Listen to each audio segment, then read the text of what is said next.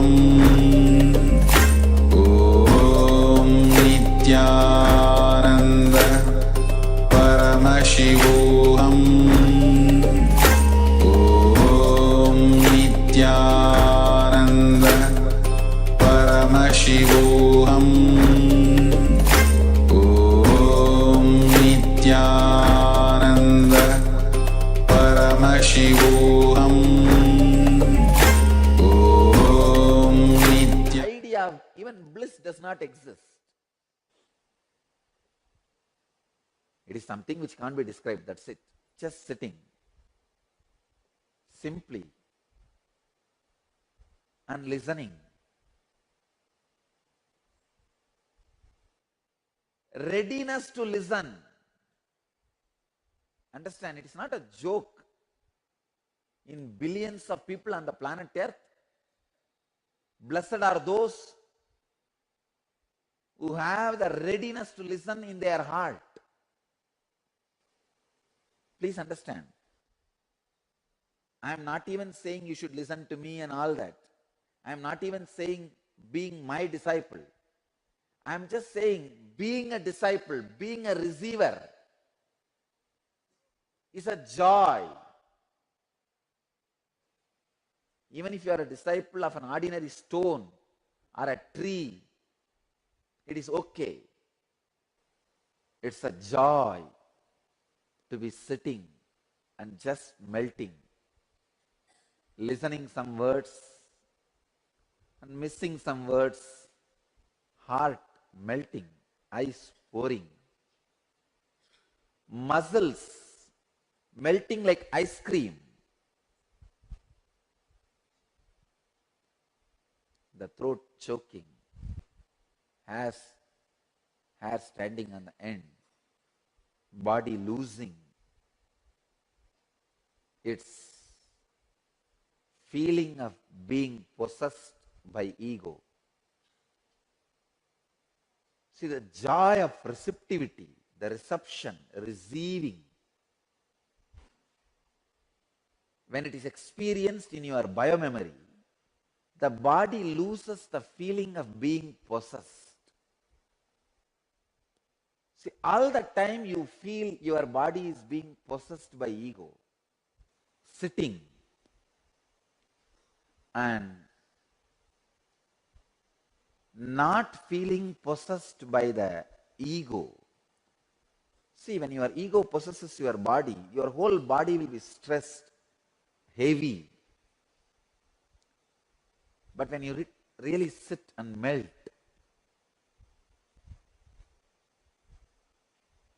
the very idea of you being possessed by ego disappears, dissolves. I can say that is the most ultimate auspicious thing you can enjoy in the planet Earth in your whole journey. Because after this, only enlightenment. That will not be a joy or bliss, and you will be in a different spectrum where the enjoyment idea, concept disappears. So understand, if you are sitting in front of the master and feeling your whole muscles are melting like ice cream, and you don't feel being possessed by your ego, the tension, usually it will start from the navel till the throat, like a being possessed by the ego. If you are relaxed from that and your foolish logic is not working, when the tight holding logic relaxes its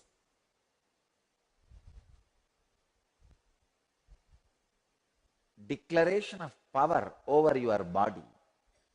See, that ego constantly declares its power over your body, its power over you, your muscles. When you sit and melt, at least for a few hours, you melt like ice cream. The declaration of the power over your ego relaxes, disappears. I tell you, if you experience that disciplehood, the joy of being receptive,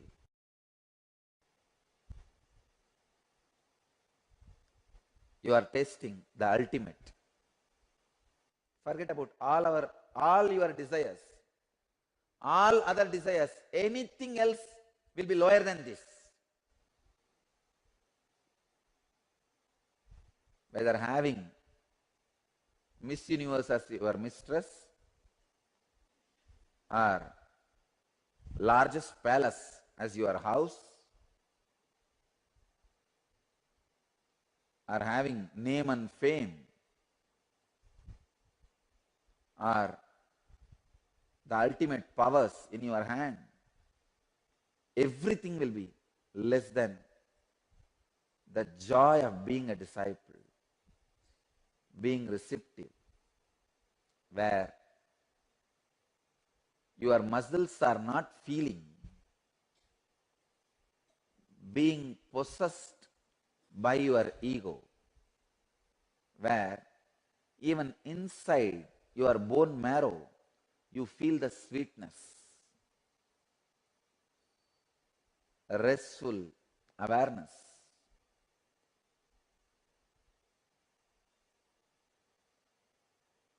Peace without feeling heavy.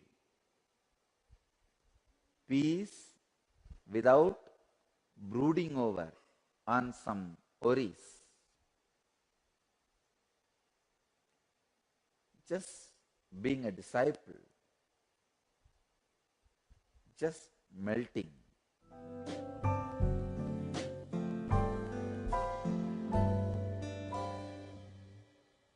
Swamiji, I have a question. Arjuna was in deep depression according to the first chapter of the Gita. But by second chapter, his Sahasrara was completely open, as you mentioned. How did this happen so quickly without any sadhana or tapas on his part? Is there a way for us also to progress so fast? Understand? He was completely open to Krishna. His tremendous trust on Krishna. That was something extraordinary. He just got it back. That's it. Nothing else. He just got it back.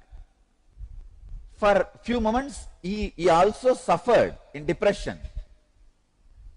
But, see, falling is not wrong. Never raising is wrong. Never raising again is wrong. Arjuna fell, no doubt. But he got up. Immediately he got up. Stood up.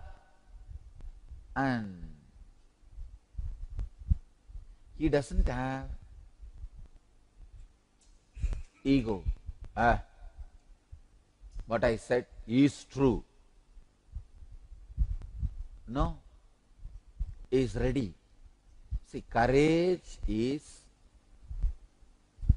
nothing but ability to put yourself on right track. Power is nothing but ability to put you on right track.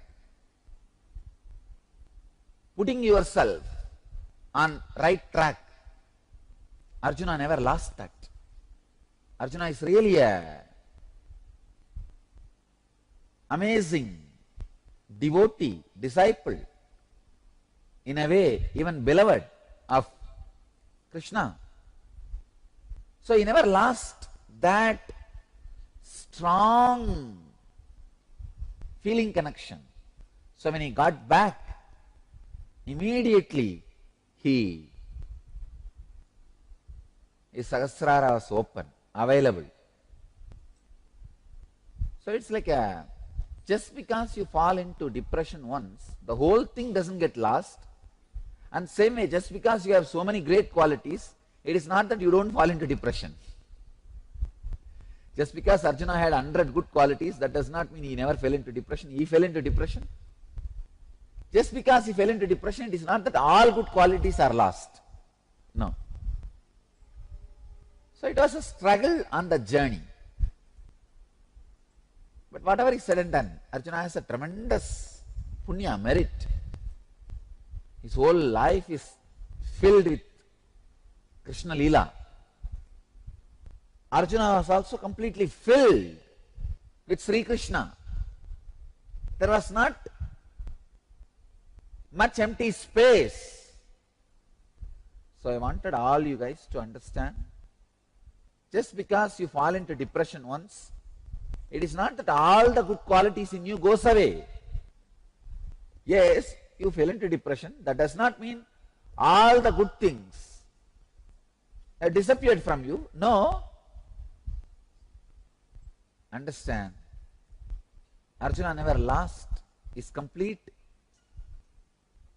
feeling connection. It was covered like a cloud. How the cloud covers the sun? It was covered. Then again it opened. Arjuna is intelligent enough to drop his ego and tell, Sishyasteham, I am your disciple. Please forgive me. I want to learn. I want to know. Arjuna is a powerful being. He is powerful enough to do this job. That is the reason. Immediately in second chapter itself, the Sahasrara opened.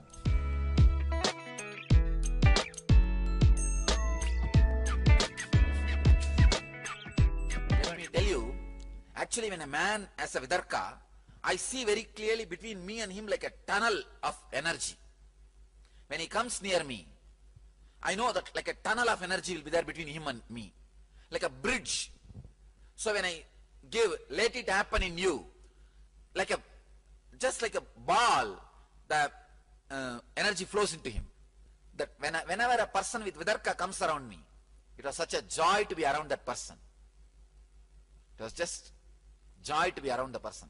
See, in my whole drama, in my whole Leela, you all enjoy my Shakti. I enjoy your Bhakti. That's the whole Leela.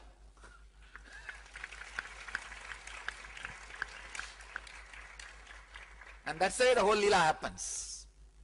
Whenever the person with, see, Vidarka means having the breadth, broad logic, which accommodates and ready to accept even the things which are not taught to you in the school.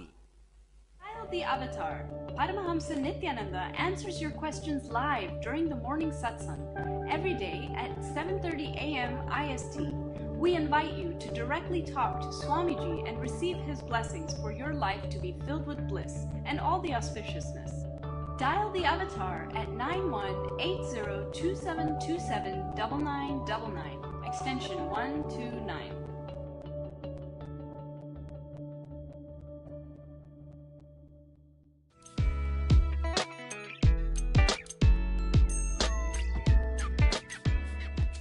Tell you guys the story of how I myself experienced Vidarka.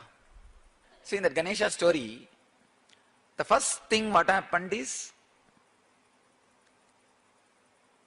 when I heard the story that one saint made Ganesha to eat food, first thing is Darka.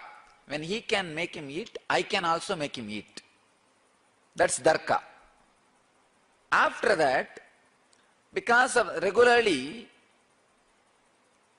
in the house, if some kids are not eating, the only thing the elders will do is they will threaten, hey, I will put you in the well. See, in all Indian houses they will have a well, open well. And always they will torture, they will threaten the kids saying, if you don't eat, I will throw you in the well. That is a usual threatening method. So when I had my first Darka, I came back and want to feed the Ganesha, and that fellow is not eating. So the usual same policy, same rule only works. I decided I'll threaten this Ganesha also, like like how my grandmother, all the family people will threaten. If some child is not eating, this is the way they will threaten. I'll throw you in the well. There is a huge well in the center of the house. I'll throw you in the house, throw you in the well. That's threatening. Then whatever I heard, that is what will first come. So the first technique I tried, I wanted to threaten the Ganesha also. I'll put you in the well. He's not responding. Then I thought, I'll really put you in the well and show you that I mean what I am saying. Then I had that. they'll use the bucket to fetch water in well. I put him in the bucket and lowered the bucket. When that bucket touches the water, I'll shout from here, "Hey, I'll really drown you. Then I thought he may not be able to hear. Then there will be funnels to use to pour kerosene. You have seen there will be funnel in Indian villages we will use to pour kerosene. So I took that funnel, that was the loudspeaker first I used. My first loudspeaker. I took that funnel and held it and then started shouting so that you should hear properly. I'll throw you in the well, eat. Of course. Then I realized I did not put the food. I thought maybe after, when he's around near the water, he may change the mind and eat. So I put the food also, then put him inside. Again, 3-4 times I tried. Nothing worked out. And I really did not feel like throwing him in the well. And finally I took him out and I thought, maybe he's not liking my mother's food. And he's not liking the food. Then I went to the temple and got the same food which they offer in the temple and put that food. And I said, "Hey, your diet is here. Now eat." And again he did not eat. This is kudarka, understand? This is what is kudarka. I was torturing him. One day suddenly, like a click, it happened. Oh God. Nambiyandar Nambi, that saint tortured himself, not Ganesha. In my case, I am torturing Ganesha, not myself. So I should look in, change me, only then he will eat, not torturing him. That click is what I call Vidarka. The right logic, the right tune, not even logic, it's beyond logic.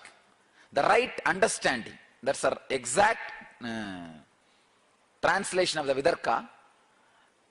Right connection beyond logic. So that clicked. Then I decided, yes, I will not eat till you eat. I sat for around 2.5 days. Finally, after 2.5 days, I can't say I felt giddy. I can say kind of a high state, awareness. I fell into that and lost the external consciousness. I saw in the vision, really Ganesha was eating. In the vision, Ganesha was there and he was eating the food. Then just I woke up and opened the eyes and saw there was no food. The food was missing. And it was very strong experience. People sometimes ask me, who knows whether Ganesha ate or some rat came and ate the food when you are in that mood. See, if Ganesha eats, what prasada he will give for me, what he will do to me. He will naturally give me such a joy, ecstasy and bliss. That has happened. Then I know for sure, because this has happened, Ganesha only ate. The prasada, what he will give, has already happened in me. The strong trust, and that strong vidarka, the strong experience, then I know for sure it is Ganesha who ate the food. Vidarka means feeling connected beyond your logic. Just knowing that it is truth by your experience is anubhuti. Knowing it is truth because somebody whom you really feel connected has experienced is vidarka. See, when you have vidarka, all my experiences become your experience even before you go through the whole process. All of you understand? See, having vidarka is almost like a directly downloading all my products and straight away copywriting in your name. Patenting in your name. That's the vidarka. Vidarka means, see, if you don't have vidarka, every product I patented, you need to pay and take it. You need to work for it and then take it.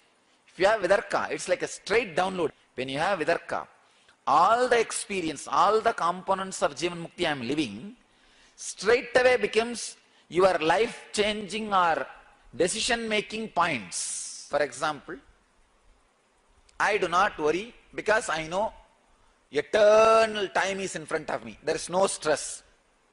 Even if I leave this body, if I want, I can take one more body and come back and do the work. Eternity is there in front of me. This is my experience. In your case, if you don't have vidarka, you need to go through, do the whole work and get this experience, only then you can be stress-free. By the time you will be in graveyard. Because all the components of enlightenment which I am having, for you to work and take, how much time it will take? It will take too much of time. That is why they say that in the Yoga Sutras and all, 12 years of sadhana is needed for any experience. If you don't have vidarka, 12 years is needed. Because it's almost like a paying and buying a software. With vidarka, just because it is my experience, you know, beyond doubt, I know it is truth. Let me be stress-free. Thousands of things, thousands of amazing decisions, which can be taken only by a Jivan Mukta mental setup, can be taken straight away by you, can be lived. You can enjoy all the great major decisions and the joys which comes out of the decisions of an enlightened mind, even before becoming enlightened, just by the vidarka. All of you understand why the vidarka is so important? See, now every day by teaching, by giving you technical knowledge and process, I can initiate you one by one each components of Jivan Mukti. Understand? I can go on like this, transmit component by component by technical knowledge, technique and process initiation like this. But by the time all the components are reproduced, all the components are imbibed, so much of time gets wasted. You can start making the decisions just like an enlightened mind by having simple vidarka. See, when you have vidarka, my experience is your experience. So how I make decisions, how I live, how I radiate, straight away you can start doing. That is what I'm saying. Vidarka is almost like a free download. Just directly download and you don't even have to struggle. You know, this is what is truth. Then let us make the decision this way, over. Vidarka makes you live enlightenment without you going through all the process and doing the reinvention. People who do not have vidarka, it's almost like they have to do complete reinvention. See, for example, from the day one, you need to first invent that light, then switch, then cart, then bed, then AC machine, then your car, then your house. You will be in graveyard. If you need to reinvent all these things for your life, if you say, no, I don't believe in anybody, I don't accept anybody, so I am not going to accept what he invented. I am going to reinvent. So I will not bow down to Edison by using his lamp. I will reinvent now. What is going to happen? Nothing. Edison is not going to lose anything. Thomas Alva Edison is not going to lose anything. We will be losing. So vidarka is actually an intelligent game. It is not foolish game. Sometimes the big problem is we think emotional people are fools. No. People who can't have the feeling connection are fools. Because having feeling connection is a different channel. It's like a second channel. Just intellectually analyzing is the first channel. You understand? That any fool can do. See, criticizing and constantly analyzing, any fool can do. That you don't need intelligence. But the feeling connection happens only for intelligent people. There's a second channel. So vidarka reduces lot of your suffering, reduces lot of your struggle, straight away makes lot of things easy for you. The vidarka is not blind faith. One more thing, understand? It's not blind faith. It's not blind faith. Just beyond logic, you know. Yes, it's right. It's right. It's right. It sounds good. It sounds right. It sounds true. Sometimes you will feel exactly what you always wanted to tell but did not know the right word to tell, I am telling. That is what is the Vidarka feeling. Hey, I always wanted to tell this, but I did not know the right word. He told. That is the Vidarka. Vidarka does the job of using all the benefits of all components of Jivan Mukti without going through all those processes and wasting too much of time. So if you want, see, there are some people who are very adamant, I will make and I will earn and I will live. Then go ahead. There are some people, why waste life unnecessarily? Come on, let's start enjoying. Who cares it is whose wealth? As long as it is around me, it's mine. Go ahead and enjoy. Over. Let us be more practical. So, you should find out whether you are the first category or second category. Who cares whose it is? As long as it makes life rich, joyful, come on, let's enjoy. It's ours. So decide. Deciding based on intelligence. Deciding based on the right understanding. Beyond logic. Actually, it is not even a big process. You just need to have a conscious decision. I am dropping my ego of analyzing. What do you know, first of all, which is right and wrong? First of all, your logic which is telling you right and wrong is cheating you. You don't know. But you go on, no. You don't know me. I don't accept anything so easily. Ramakrishna says very nicely, this crow thinks he is very intelligent and goes around and shouts at everybody, finally comes and eats filth. Now crow thinks he is very intelligent guy. And this fellow will go around and complain about everything, everybody, criticize, finally he comes back and he's a village guy, not polished. And that's why the truth is straight. Ramakrishna, that's what as he says, many times you trust the logic which tells everybody else is a cheat, and finally only that logic cheats you. It can doubt everybody else, but not you, not itself. So it's like keeping a security so that he will protect you from everybody. Finally that fellow kills you. That fellow kills you. That is the way many times we get caught with our own pseudo logic. Solid logic is like a polishing. It is just polishing continuously. Polishing. What will happen when you polish the knife again and again polishing? What will happen? So it will become sharp. That the actual logic by its own very existence, see, the darka by its very existence will sharpen itself continuously. So naturally it has to become vidarka. Unless you interfere and make it as kudarka, it will simply become vidarka. I tell you, even these 3-4 days, if you guys just sit with darka, simple logic, without kudarka, without negativity, anger, it will grow to vidarka. It will just grow to vidarka. Because by logic by its own logic constantly sharpens itself. Sharpened logic is always vidarka. Sharpened logic leads you to vidarka. So, vidarka takes away many sufferings, many unnecessary practices which are not needed for everybody. Many components of the Jivan Mukti can be transmitted directly into you just through the vidarka, without even going through all the dramas and all the things necessary for the experience. Even if you feel you don't have vidarka and you want vidarka, just create a strong prayer. You will see that the darka breaks and evolves into vidarka. It leads to vidarka. But consciously you need to decide, yes, vidarka is right and I want that.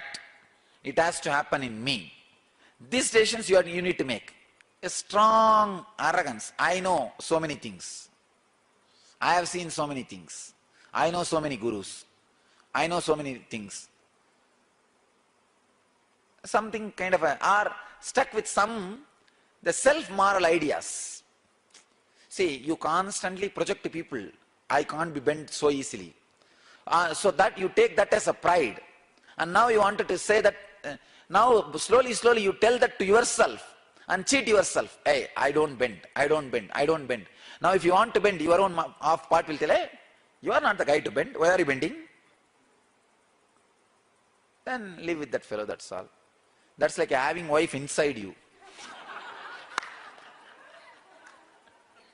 So just make this decision that Vidarka is right and I wanted to have, it should happen. That's all. Vidarka is the right word. Means starting with a deep friendliness and connection, feeling connection. The surrender, bhakti and all, let it happen. You don't ask that.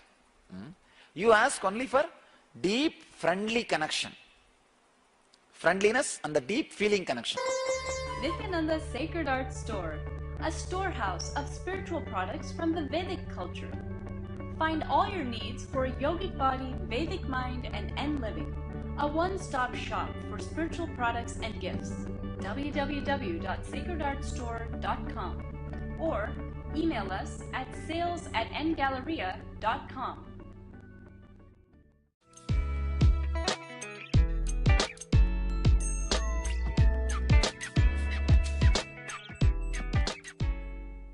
So understand the first truth, having thoughts is not thinking. The second truth, mind is not a thing, it is an action.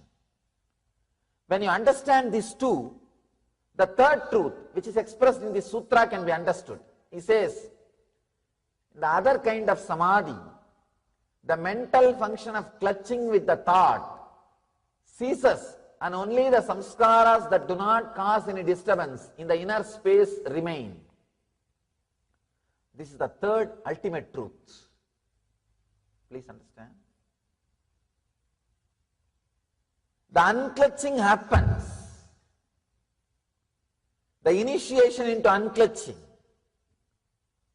See, when the initiation into unclutching, first time when you unclutch, that experience only, Patanjali calls it as asampranyada samadhi. The first unclutching experience. Beautifully in Ramakrishna's life it happened.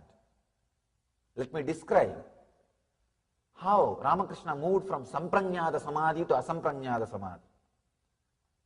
And if time permits, I'll explain my own experience. Then you will understand how I moved from sampranyada samadhi to asampranyada samadhi.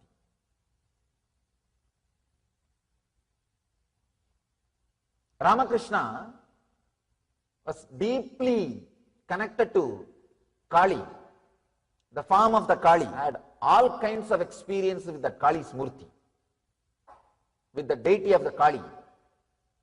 And it was just, even when you read, I don't know how it would have been to see. It was a romance. It was a pure romance. He was living with the deity, with the Devi. Very powerful connection. He used to keep the small thread near her nose just to check whether she is really breathing. And he says she always used to breathe. And he always saw that thread waving. The thread will be moving with that air, with the prana, with that breathing. Not only this, so many things. Can give you one example of him putting the conch bangle. The bangles made out of conch, if you are from Bengal, you can understand. They'll make bangles out of conch. And the Devi is holding the left hand, the head, the severed head of the demon, without breaking the deity, without damaging the deity or the conch or the bangle. He put the bangle for the deity. And the other people asked, how it happened? How can you put it? This bangle cannot go into the hand because she is holding the sira, the head of the demon. He says, no, I just told her drop it. She gave it in my hand and I put the bangle. I told her again, please hold it, and she is holding, that's all. The power over the matter, the mind over the matter, the power of his mind over the matter. He was connected to Kali that deeply. He was living in Samprajñāta Samadhi. He was constantly living in Samprajñāta Samadhi.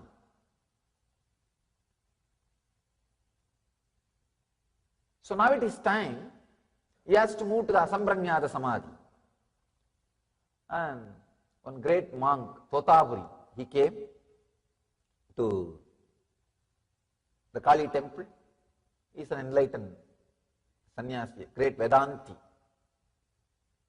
Naga means no clothes, no clothes, no sleep. Their lifestyle will not be like a regular normal human beings. Naga Sampradaya sannyasi, very powerful lifestyle. He comes and initiates Ramakrishna. He says, now it is time for you to experience the next level of samadhi, beyond form. Come on, you need to have that unclutching, the cessation of the mind. What here Patanjali says, pratyayabhyasa purvaha virama, means all the mental function of clutching with the thoughts has to end. See, even if you are clutched with the Kali, it is a mental function. Please understand. Maybe highest level of function, high frequency level of function, but it is a mental function. You can experience in your life sometime, early morning when you are out of dream state, but you are not completely, fully awake. That those few seconds you can see, you want to possess your body, but you can't move your body. You are out of your dream state, but you are not completely awake. That state means in between. You can see those few moments only, suddenly you will try to move your body with force. You will try to jump out and fall out of the bed. Even though it is the high frequency, almost the action's ending, it is an action. There is a clutching with the Kali. So, beautifully, Totaburi says, it is time you go beyond. You have to be initiated into Vedanta. You have to be initiated into next level Samadhi. This guy says, wait, I'll go and ask my mother's permission. I'll run. He ran. When Ramakrishna came back, he said, yes, my mother told me, I can go for this practice, you can teach me. Totaburi asked, you said you want to take permission from your mother, but you went inside the temple? Ramakrishna says, yes, that is what I meant. She is my mother. I am living with Kali. I asked her now, she said, please take it. Then Totaburi started laughing. Oh God. Totaburi could not understand. Ramakrishna is living with Kali. And he said, all right, I don't want to disturb his faith, it's okay. Let him experience the next level, Samadhi. Then he initiates, he says, now concentrate on the Ajna Chakra and unclutch completely from all your thoughts.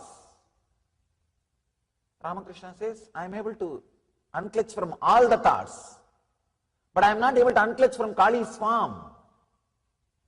I am not able to unclutch from Kali's form. He says, I am stuck. The moment I see her, even the idea to unclutch disappears from me. I am just completely drowned.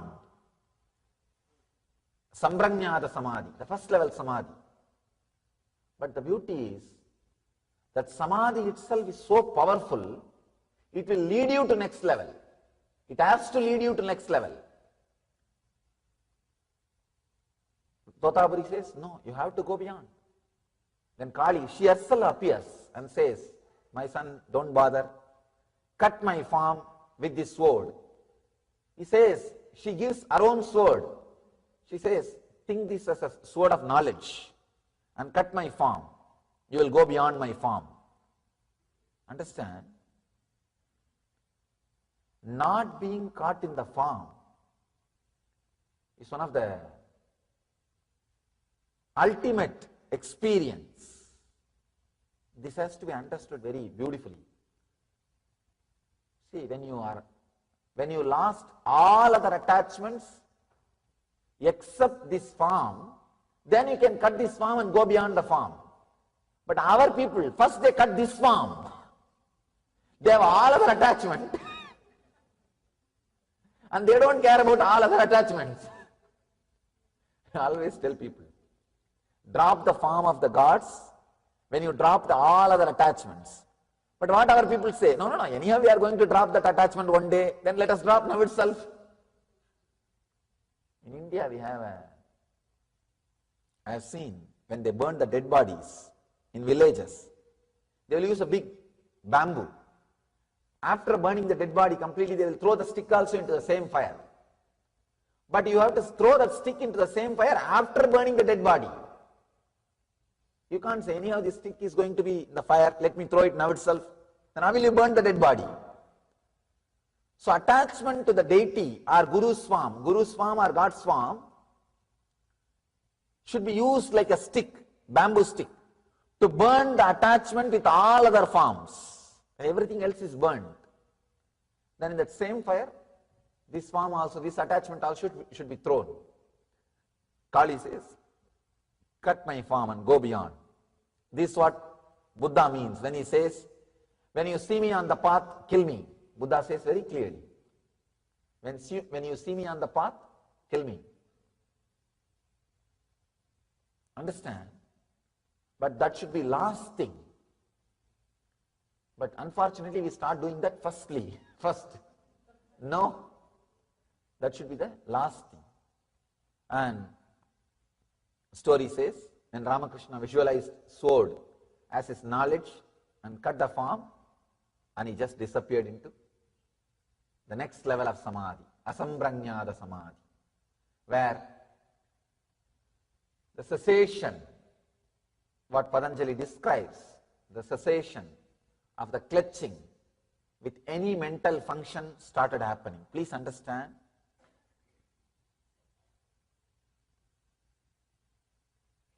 The mental function of clutching with the thought ceases. It just ceased. It just disappeared. The first experience of unclutching, has happened to Ramakrishna when he went beyond the Kali's form.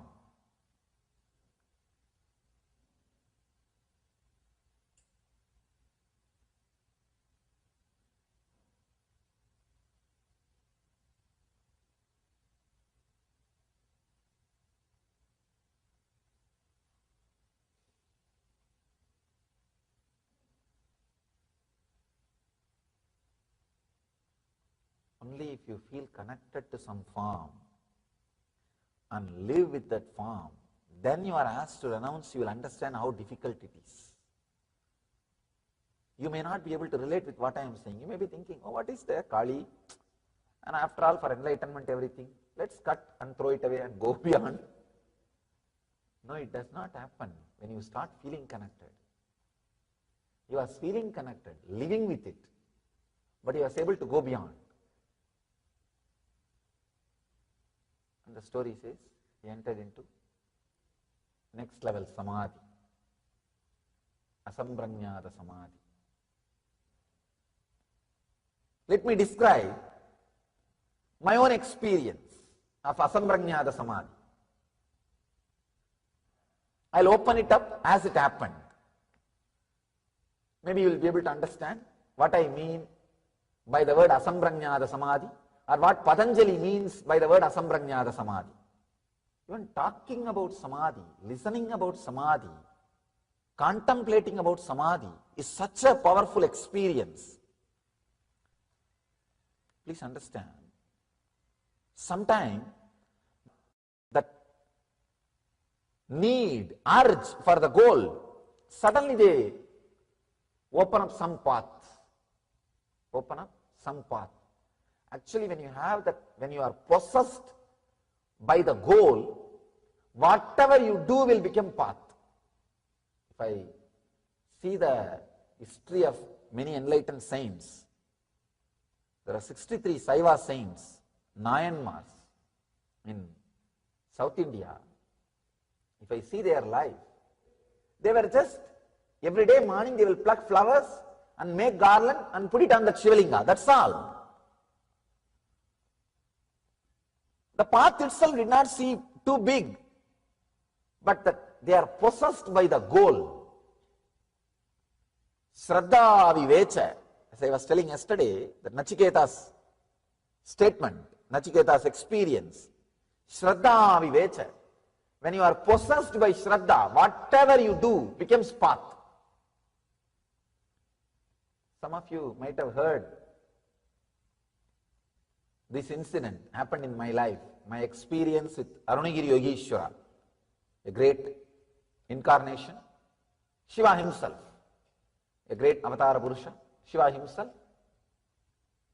I'll describe only few things, few parts of that incident,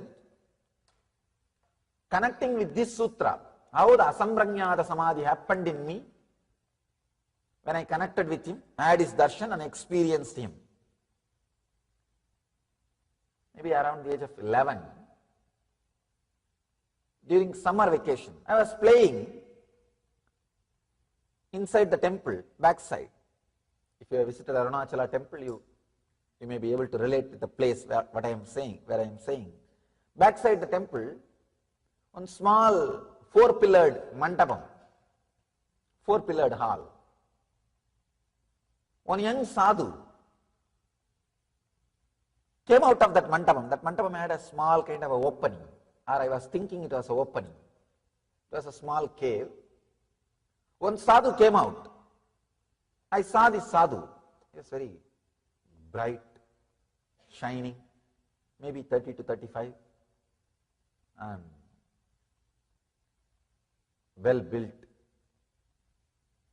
young sannyasi.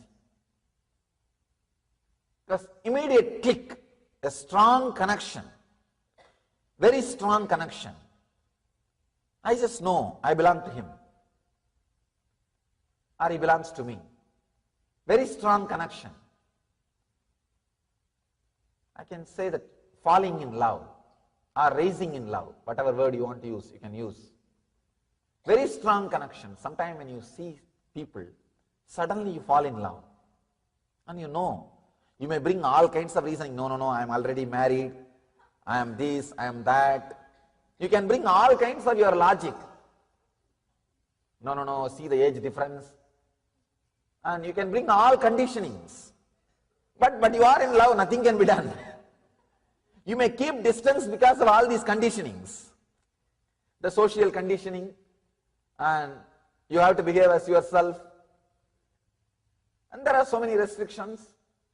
There are so many, the morality or social conditioning, whatever you call it.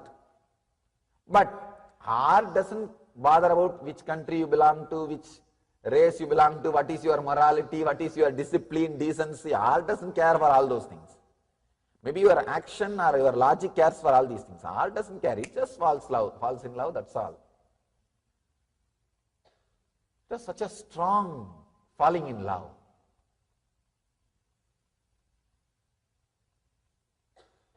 Every day, I'll come and sit there with him. Morning till evening, he'll be talking, sitting. Sometimes I wonder what I used to talk. If I recall, there was nothing much, just sitting and chatting only. And you don't know why you are sitting together, but sitting together was such a pleasant, joyful experience. I was sitting together.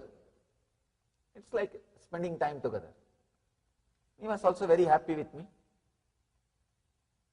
And he will eat whatever I bring.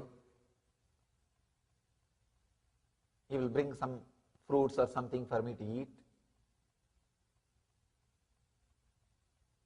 He will be talking, some experiences, these, that. I can say that Mundaka Upanishad, I did not complete that story. That story says that when the small bird, like this, traveling this way, this way, this way, this way, suddenly it really had a bitter experience, one strong bitter experience. It decides no more eating fruits. It just shuts its mouth. Without opening its mouth, it just travels towards the bigger bird. When it goes near the bigger bird, nearer and nearer, suddenly it realizes it is losing its individuality. It is losing its individuality. After a few minutes, it feels it is just a shadow of that bird. Actually, when you are really deeply in love with somebody, you can experience, when you touch that body, you won't feel it is a two-person. You just know it is your own extension. Your extension is in that body. You are just extension of your extension is that body. That small bird feels its very extension is that big bird, golden bird. After a few minutes he feels it is not even his own extension. That bird's extension is he. And after a few seconds he feels there is no extension, he is just a shadow. After a few seconds, there is not even a shadow, only that golden bird exists. It was only illusion that I was an individual. The different levels of feeling connection. In Vaishnava tradition, they explain Salokya Mukti, Samibhya Mukti, Sarubhya Mukti, Sayujya Mukti, the 4 states of liberation. Please understand, 4 states of liberation. In Vaishnava tradition they explain. First, when the bird feels, I am connected to him, I belong to him, it is Salokya Mukti, living in his loka, living in his frequency. When he feels, no, he is my very extension, it is Samibhya Mukti, the liberation which happens just by his nearness. When he says, when the bird experiences, no, I am his very form, I am his very form, I am his very form, I am just his shadow, I am not an individual identity, then it's called Sarubhya Mukti, his own form, Sarubhya Mukti. When the small bird realizes, I never existed, it's only he who was existing, it was just an illusion that I existed, it's called Sayujya Mukti. I can say it was a strong feeling connection, just like how that bird felt, very own extension. I felt with that sadhu, that my very own extension. It was almost like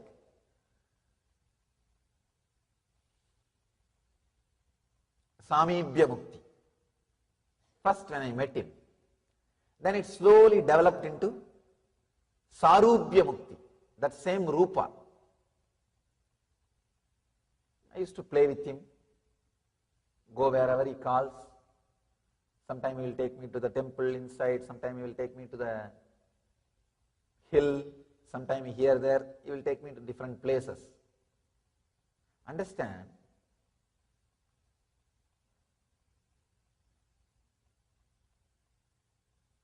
It was such a strong feeling connection. What Ramakrishna experienced with Kali, that Sambranyada Samadhi, I have started experiencing that. Even when I am not physically around him, even when I go back to the house, late night I will go back to the house because they will close the temple. By the time they close the temple, they will vacate everybody. They will vacate everybody. And when I go back to the house also, I will be sitting in the house and waiting when it will become again morning 4 o'clock, so that I can rush to the temple to see him. Pratyaksha Pada Puja. Offer your gratitude to the lotus feet of Paramahamsa Nityananda. Pratyaksha Pada Puja is a rare opportunity in a lifetime to express your surrender and gratitude directly at the feet of the Master, daily at 7 a.m. IST. You can register for e-Pada Puja online. You can receive individual darshan and blessings after the puja. You can send your blessings request to ntv@nityananda.org or call 91-97422-03311.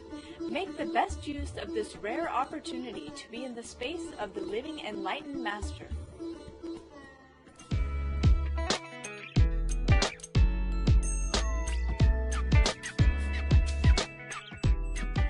I'll give you some of the sacred sentiments from these great devotees like Kabir,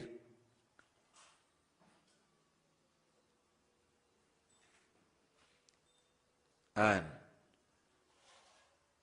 define the experience of bhakti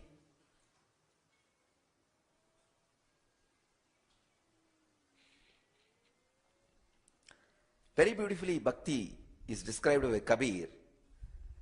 The bhakti winds in a delicate way. On this path, there is no asking and no not asking. The ego simply disappears.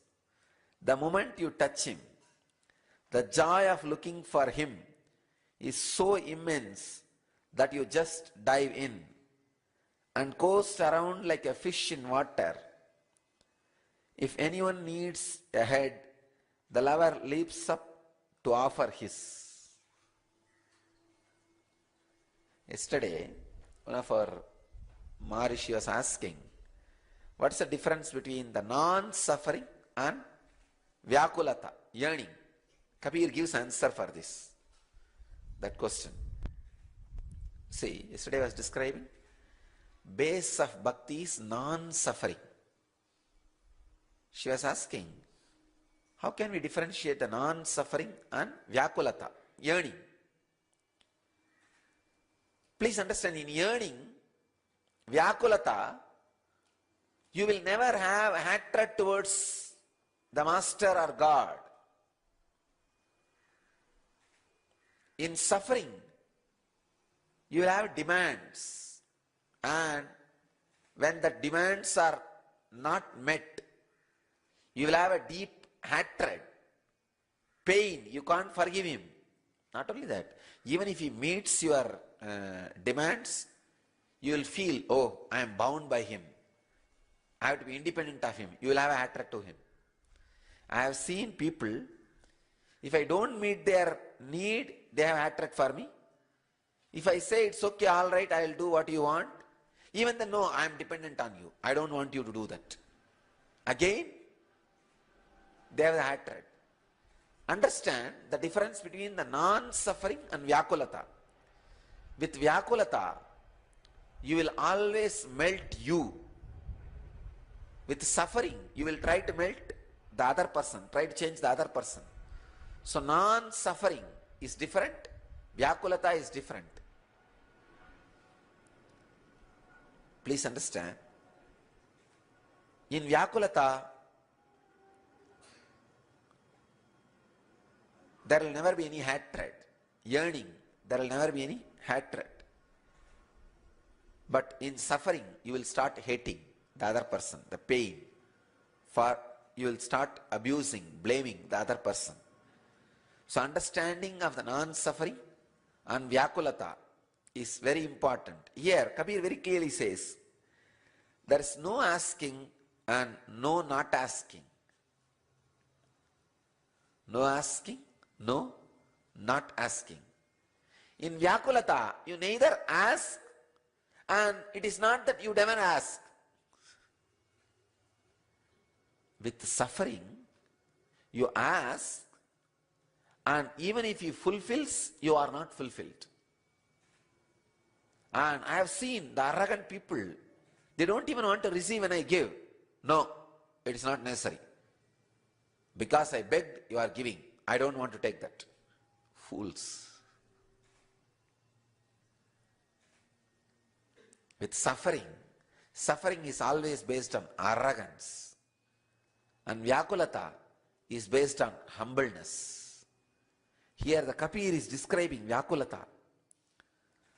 No asking and no not asking means you don't ask, and it does not mean you don't accept when it is showered on you. It is such a deep humbleness and passiveness, a deep patience. See, with Vyakulata, you don't feel he is human, equal to you. But with suffering, you start feeling he is equal to you. That is why I tell people, if you are suffering, you don't have love for me. You bring me to your level. You try to bring me to your level. Your arrogance, you try to think you are equivalent to me, and you bring me to your level. With Vyakulata, you always know he is ultimate. And you just only try to disappear into me. Try to dissolve into the Master or God. The bhakti path winds in a delicate way. On this path, there is no asking and no not asking. Because when you are in love with the Master, when you are in love with the God, when you are in love, not just for Him, you are ready to sacrifice for anyone. You feel everything is worthy of sacrifice. The extreme love, the extreme sacred sentiment, touching Guru's feet. Touching Guru's feet also.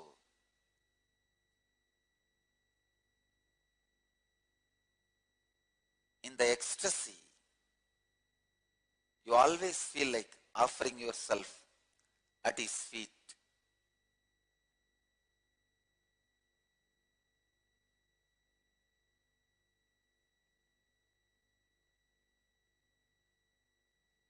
There is no logical reason for why Guru Puja is done, why people touch Guru's feet. It is emotional feeling connection.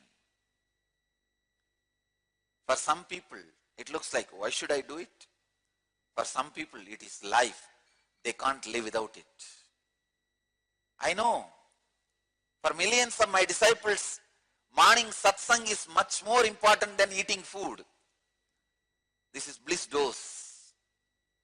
Morning sitting in the Pada Puja, or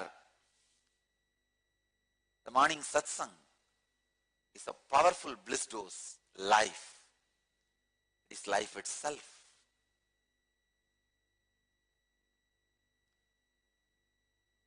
So please understand, it is the individual's emotion. I also wanted to tell you one more thing.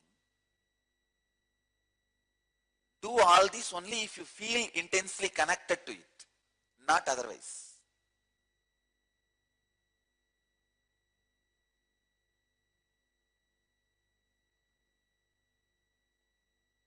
It should not be done as a ritual. See, as far as yoga is concerned, whether you want it or not, it has to be done. Because you are working on body. But when the Guru Puja comes, it is in your mind. Your mind itself should feel it. Out of ecstasy and joy, you should be pouring it.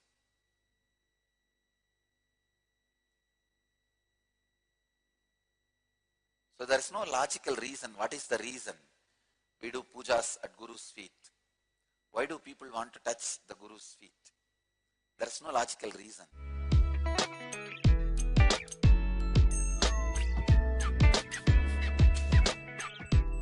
Living around the Master.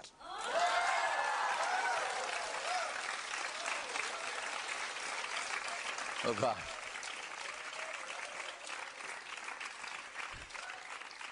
Living around the Master, catching the Master, missing the Master, abusing the Master. 3 different dimensions. Just this basic 2-3 truths. 1, all scriptures, all literature, all method of teachings can only inspire you, cannot give experience. Understand? It's the first law. All books, all DVDs, when I say all, capital letter ALL, including mine, books, cassettes, DVDs, everything can only create inspiration in you, but cannot give experience. Experience can be transmitted. It's like, you see, experience is like a lamp. Only from a burning lamp light you can pick up, catch. Only from a lamp you can light a lamp. Only from a lamp you can light a lamp. Same way, the Jivan Mukti is transmitted only from a living body to living body. Living body to living body. If that body has to catch Jivan Mukti, it has to catch from a same material source which is living enlightenment.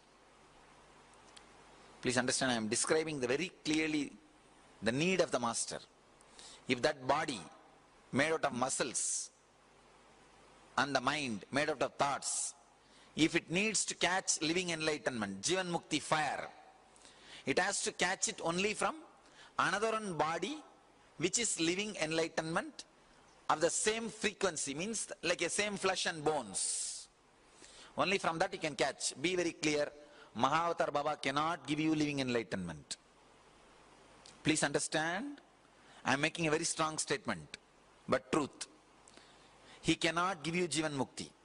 He can only give you inspiration, experience, some glimpse. But if he wants to give Jivan Mukti, he has to guide you to a person who is in the physical body. In the physical body. Ramakrishna, or Ramana Maharshi, or Mahavatar Baba, or Osho, or J. Krishnamurti, anybody. They are all still in the cosmic plane. Why, you know? With whoever they committed when they are in the physical body. For example, if you are there, if you were when Ramakrishna was there, and you had directly connection with him, and he blessed you, he passed away, still you are here, then he will be there to take care of you. But no new addition is possible after the body is left. No new addition is possible. Now, Mahavatar Baba, all of you I think understand what I am saying. All of you understand what I am saying clearly? Now, if you are seeker, starting to pray to Ramakrishna, Ramana Maharshi, they can guide you to a living master. That's all. They themselves will not be able to give, because it has to be transmitted from this plane, from flesh and bone. That is why the need of living master again and again and again comes back. Understand? That is why no huge organization is able to own spirituality than a living master. Seekers are around me. The reason is, it can be transmitted only from flesh to flesh. The person who is living Jivan Mukti through his muscle memory and muscles. See, I will be living Jivan Mukti without muscles after I leave the body. I will be living Jivan Mukti, that is not a problem. But because there is no muscles, I will not be able to transmit it to the person who is with muscles. If I initiate you now and give you the assurance, only then I can handle you even if I leave the body. So if you had assurance from Ramakrishna, Ramana Maharshi or Osho, somebody, when they are in the flesh, then you don't need to go to new master. It may not be needed. But even then usually they guide to a living master, because living around the master is not only living enlightenment, it's a joy. It's an ecstasy. It's a way of life. For that reason they guide. Understand thoroughly. Otherwise, if you have not had connection with them physically when they were in the body, even they can't do anything. Mahavatar Baba will not be able to give you enlightenment or the spiritual experience. He can only guide you. That is the reason why still that living master's necessary is not replaced at all. It's not replaced. Still, the necessity for living master is there when the whole thing started by Shiva millions of years ago. The only thing which is not yet outdated, which can never be outdated, is necessity of a living master. In the world, anything can be outdated. Like when these products all started, it was all manual. Now, we don't need human beings to create products. There are machines which produces much better machines than themselves. Do you know? There are machines which constantly produces machines much better than the mother machine. It updates itself and produces new machineries. So after 10 years, I really feel you will be paid if you are ready to keep quiet. You don't need to go to job. If you just keep quiet without disturbing anybody, you will be paid. Because the need for human beings and your work will be outdated. Only if you are in the research and development field, your services may be required. If you are just in a working field, your services may not be required. The R&D people are going to tell you, now just keep quiet, eat and sleep, we will pay you. We have automatized everything. If you don't create any trouble, that's enough for us. Now the whole job, the employment industry, this field is going to become like this in 10 years. You will see. Because the working idea is getting outdated. Same way, thousands of things are getting outdated and replaced. But the living master can never be. The necessity can never be outdated or replaced by anything. Anything. Because when he is radiating through his flesh and bones, only then it can be transmitted to the person who is in flesh and bones. You just catch it. I can say, reading thousands of books, listening to thousands satsangs, even that cannot be equated. Sitting with me very deeply, passively, when I am doing my activities, when I am in action, not just teaching, when I am training these brahmacharis, training these brahmacharinis, or doing what I wanted to do, what all I wanted to do, not just teaching. See, when I am teaching, if you sit passively and listen, you will have these great truths entered into your system. But whatever I am doing, even those moments, if you just passively sit and listen, suddenly you will see you are catching it with that vidarka, you are catching the right intention. Even my shouting with such a deep compassion happening, you will look deeper than the layer which is seen by a normal person. You will look the whole picture. You will see the whole picture. Understand? Anything, if you learn to see the whole picture, you are enlightened. That's all. Learning to see the whole picture is enlightenment. Learning to look at the whole picture is enlightenment.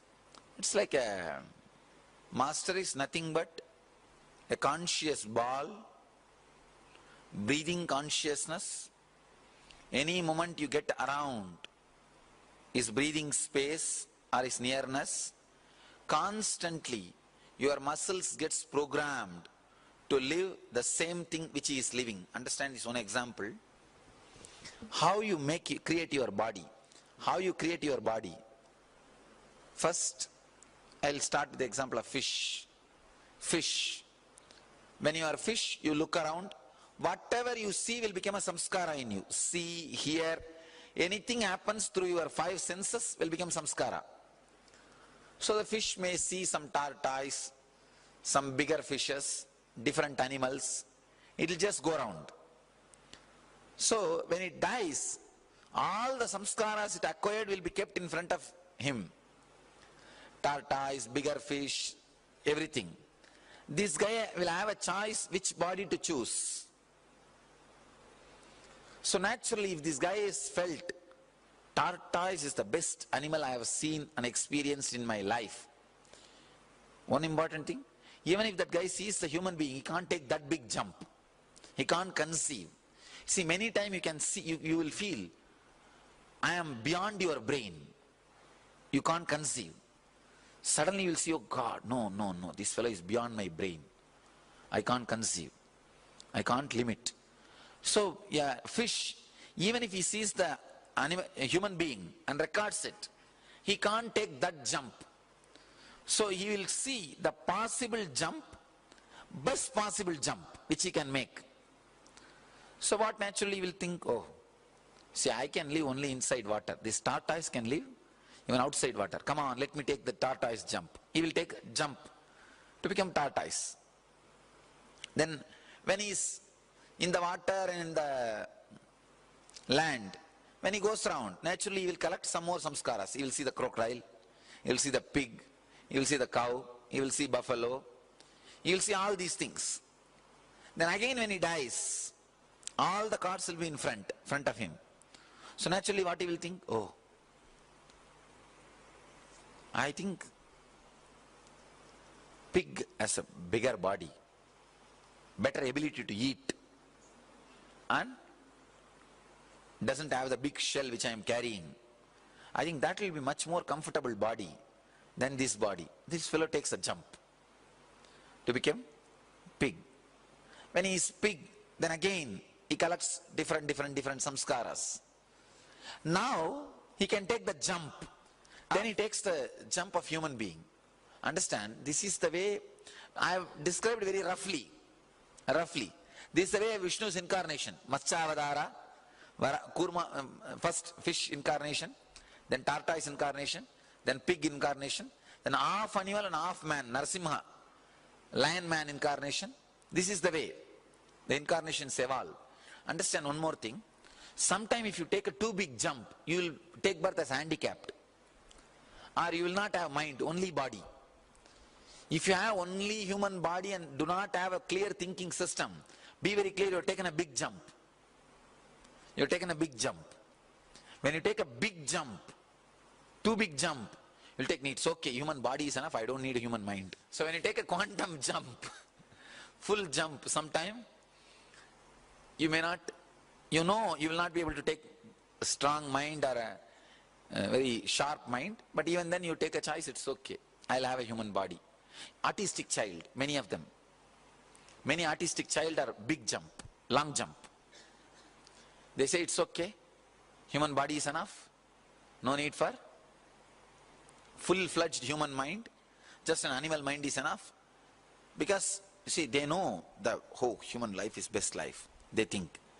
But they can't afford to create the human brain, human mind.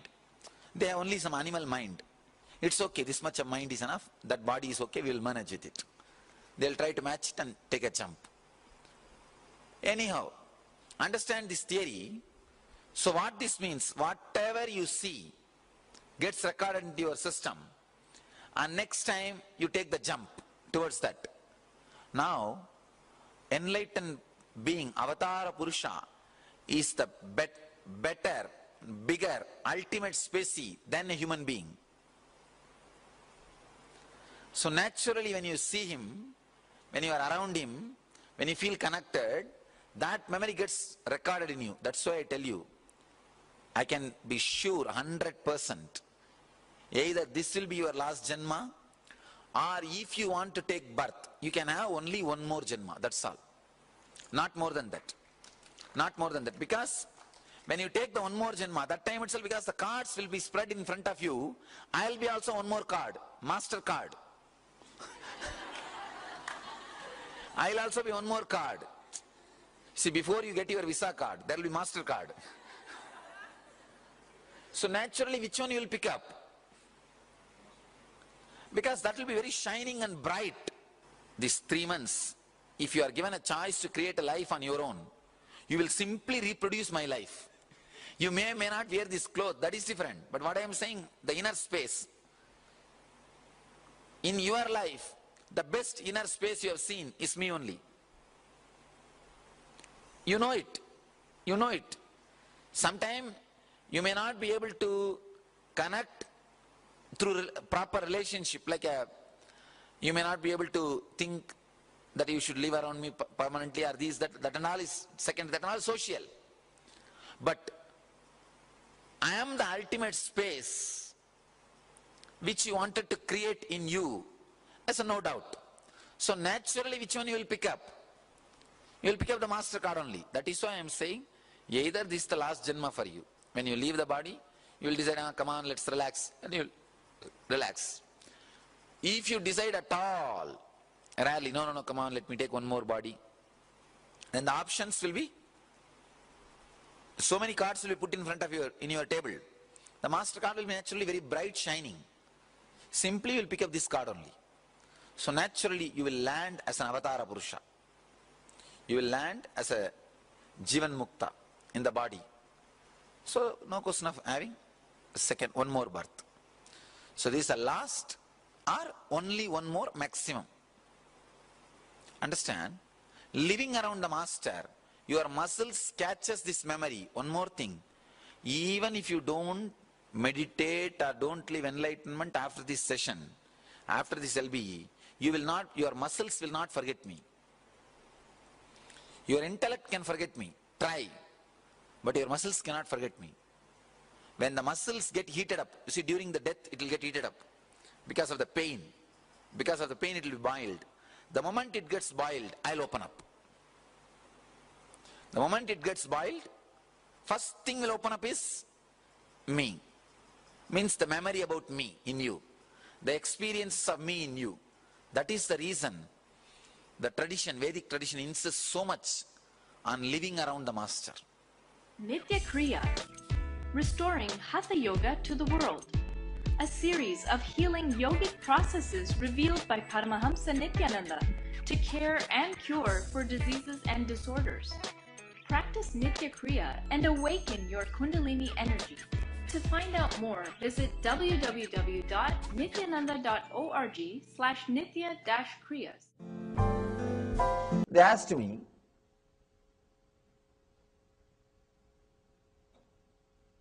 when I said that when you are in love with somebody, you experience the other person as God, then when we are not in love with that person, he loses the divinity or what? Understand? Nobody loses the divinity. You lose the ability to recognize the divinity. Yesterday I made an important statement. When you are in love with the master, not only you will feel he is God, and all miracles which you feel or expect should happen in the presence of God will happen in front of him, in his presence. You will see all those things happening.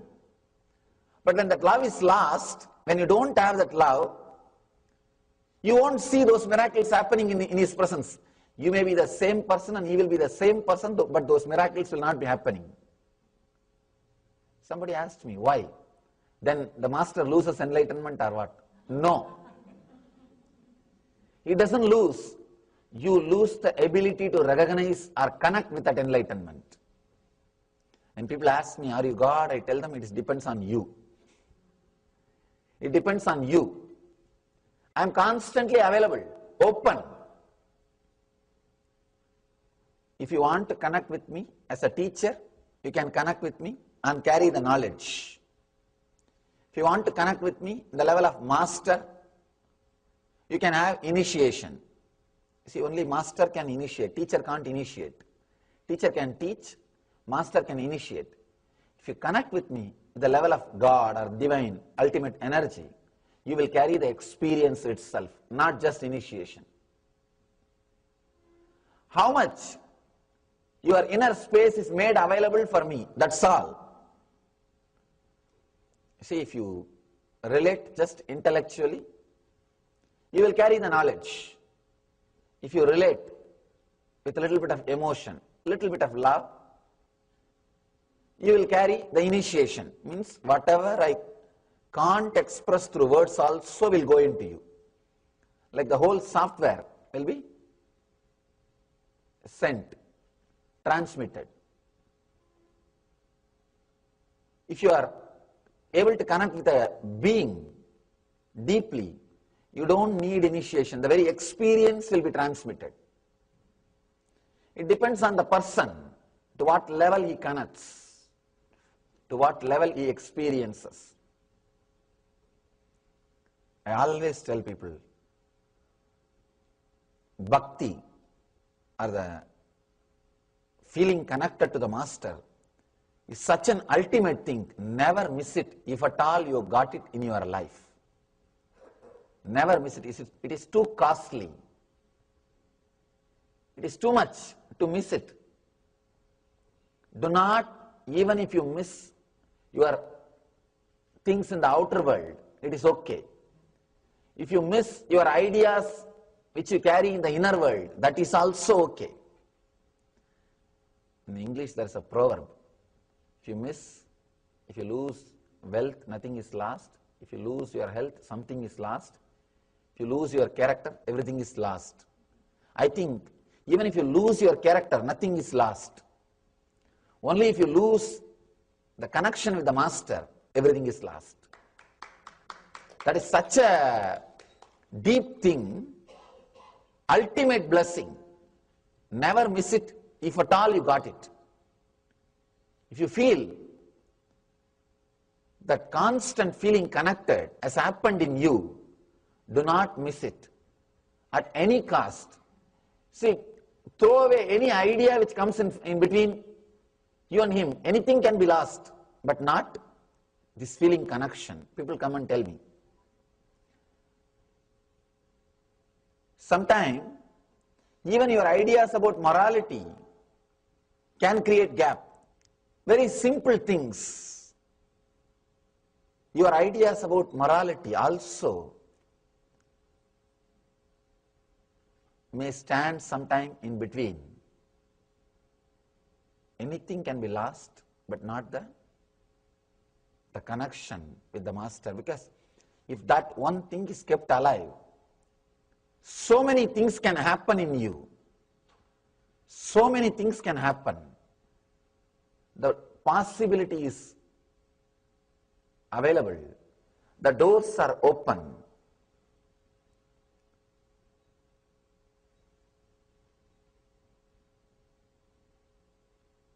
The bridge is not burnt.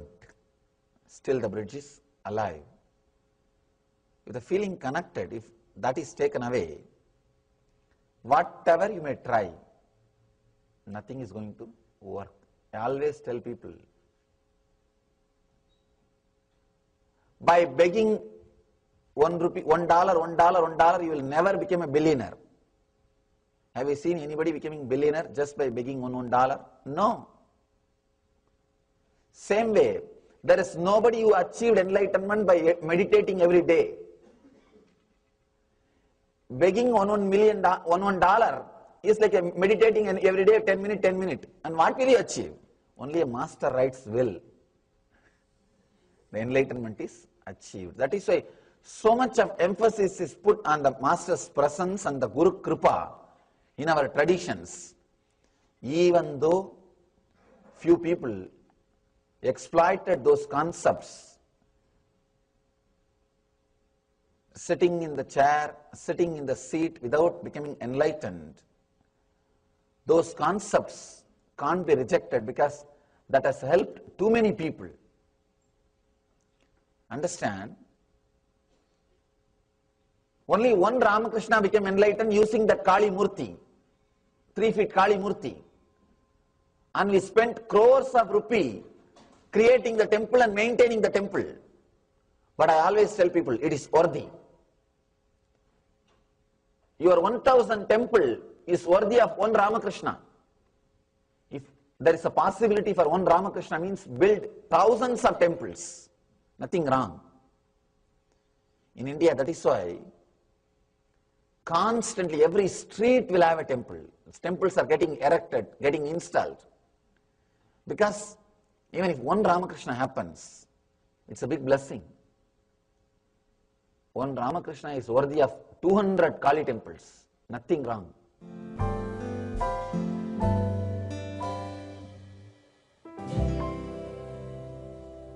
There are 3 kinds of personalities. One, who can intellectually connect, but will take a lot of time to emotionally feel connected. With anything, he can intellectually understand, he can intellectually relate, but he can't emotionally have the feeling connection doesn't happen in him. Other kinds of second variety, they can connect emotionally immediately. They will straight away have that feeling connection. One sight, love at the sight. They can have that strong feeling connection, but very difficult to intellectually analyze and understand. Intellectually they will be a little dull. The more energy will be through the heart. This is the second kind of people. The third, very balanced. The intellect and emotion, both will be parallel lines in them. They will be very straight. They can connect intellectually and experience emotionally. They are called being level people. Ultimate thing a man can have, feeling connected to a living master. Anything can be sacrificed for that, but for no reason that should be sacrificed. Anything can be sacrificed to have that feeling connection with the master, but for no reason that feeling connection should be sacrificed. I've seen, I always tell people, actually, I'm an uncompromising master. I don't compromise. Any decision I take or any stand I take, I don't compromise. There is only one spot where you can bend me. That is, when you send me a feel that if I stand on my own stand, the feeling connection may last. Then I slowly bend, all right, it's okay. I bend. Otherwise, nothing else can bend me. Nothing, people who live around me, they know. Nothing can bend me. For nothing I bend or compromise or alter my decision. Only when I see that poor guy may lose the feeling connection, then I bend. If you want to bend the masters, this is the only thing you can bend. You can't use anything else. This is the only point where you can blackmail them. If you send a feel, if you are standing like that, I think I am going to lose the connection with you. I am not going to feel connected anymore. Then they come down, all right, what to do? Nityananda Radio Podcast. Life solutions on the go.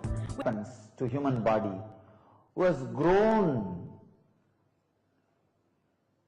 at least to a certain level in that subtle understanding. Only they smell even the presence of the master. Only they have the courage to enter into the great feeling connection, because feeling connection with master will just make you as an enlightened being. Lot of things with which your ignorance survives, lot of things with which your mind thrives, lot of things on which your suffering is built will be taken away from you. The problem is, ignorance is such, it will constantly try to retain itself and it will try to have a hold over you, constantly trying its best to move you out of the master, feeling connection with the master in all possible ways. The worst Maya, Mara, devil is losing the feeling connection with the master. What Buddhism calls as Mara, what Christianity calls as devil, what Hinduism calls as Maya, all this is nothing but losing connection with the master. So devils do its job by making you constantly lose the connection with the living master. Ramakrishna says very beautifully, whenever somebody abuses your master in front of you, Ramakrishna, such a great incarnation, who always radiated compassion, even when people tortured him physically, he was radiating compassion. He was showering love and compassion. Such a highly evolved Tyagi, even when he was asked,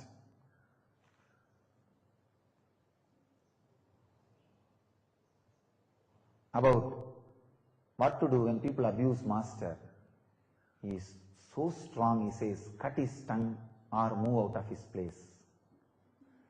I tell you, no need to go for cutting the tongue of the people who abuse the master, but move out of that place. Do not allow the devil to work on you. Do not allow the Mara to work on you. Do not be carried away by the illusion which really appears as solid, almost reality, but almost not reality. And sometimes Ramakrishna takes a very strong stand. Somebody asks him, parents and family is important, or my spiritual seeking and enlightenment is important? He says, for the sake of God and enlightenment, you can sacrifice the family and parents. If the parents come on the way for your enlightenment, if family comes on the way to your enlightenment, dump it. Go for enlightenment. It's very strange. Person like Ramakrishna taking this kind of strong stance, but there are few places masters take a strong, uncompromising stand. I tell you, losing the feeling connection with master is too strong. Lose, too big miss. Let it not happen to you in your life. Even the people who cherish enmity and abuse master, I tell you very clearly, even many parts of their own organ, many molecules in their own system will not accept it, will not accept what they are doing, will not tolerate what they are doing. They will all be resisting. They will all carry the sacred, great, amazing, joyful, intense memory of the time and experience they had around master. The sweetness still remains fresh, alive inside. But these guys, maybe out of ignorance or arrogance or some other vested interest, go on suppressing those beautiful great memories. Just to suppress those great beautiful memories, suppress the voice of that organs, suppress the voice of that molecules, they raise their voice louder and louder in abusing master. Just they want to avoid that part, suppress it, put it in unconscious. But unfortunately, no voice is unheard or suppressed by your own consciousness. Naturally, does not die down. So that molecules which are suppressed, that organs whose voices are not heard, naturally protest, start non-cooperation movement. That's what I call physical and mental diseases. I tell you two things. If you have not lost the feeling connection with the master, don't allow the people who abuse master around you. Do not entertain them in any way. Retain your feeling connection with master, which is ultimate gift. I tell you, connecting with the things which you are not unconsciously, which are lower than you, is ego. Connecting with the things which you are not consciously, which are higher than you, is devotion, feeling connection, the trust, the ability to do prana pratishta. So this ability to do prana pratishta is antidote for egoism. So understand, if you have not lost the feeling connection with master, don't lose. It's a precious gift, too precious gift, almost like a lamp, small lamp kept in your heart. Don't allow the cyclone of sensationalism to put it off. Keep it alive, very sacred, very precious. And for some reason, vested interests are unconsciously, if you have lost feeling connection with master, don't do that same thing to others. Don't go around and disturb others with arka. It's a worst sin. Not only that, the more you try to abuse the master, more of your own organs and molecules will resist and take revenge on you. That is what I call incurring karma by themselves. I won't be cursing. I will not do anything wrong to them. But their own molecules, their own organs, their own system will be protesting them and enter into non-cooperation movement, and naturally will become physical and mental diseases. Finally, not just ordinary physical death, falling into the worst unconsciousness means the lower level of existence, which is a too big punishment for the casual, time-passing entertainment which these guys are doing. So, protect yourself and protect yourself if you have not lost your vidarka by strengthening it, and if you lost it, unfortunately, don't disturb others' feeling connection, others' vidarka, and if you keep quiet, at least your organs and molecules at some point will reclaim the great beautiful experience of vidarka and experience of raising in love with the master, and the possibility to reclaim the great feeling connection exists. So reclaim it. Reclaim your feeling connection with the master. Importance of feeling connection. How the feeling connection to something which is higher than you nullifies all the constant harassment you go through from your body and mind. Please understand. Just before the satsang, I was reading a question from a devotee. The person is telling Swamiji, after all, a physical pain is so solid, it constantly reminds itself, it is so strong.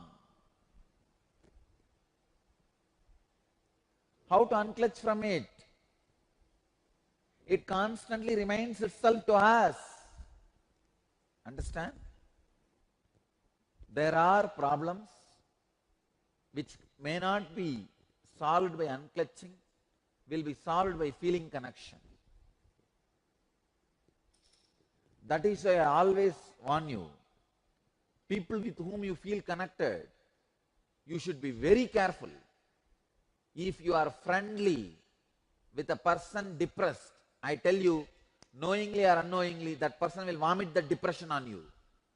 If somebody is depressed, boycott that person. No, I am giving you as a spiritual instruction. Don't ever think you will show and shower your compassion on that person, shower your love on that person, get that person out of depression. Try, you will only become dirty and come back. You are not that strong. If you are that strong, then you don't even need to talk to the person. Your presence will get that person out of depression. No, I am telling you really, because a lot of this effort of getting the other person out of depression goes on all over. I wanted all of you to know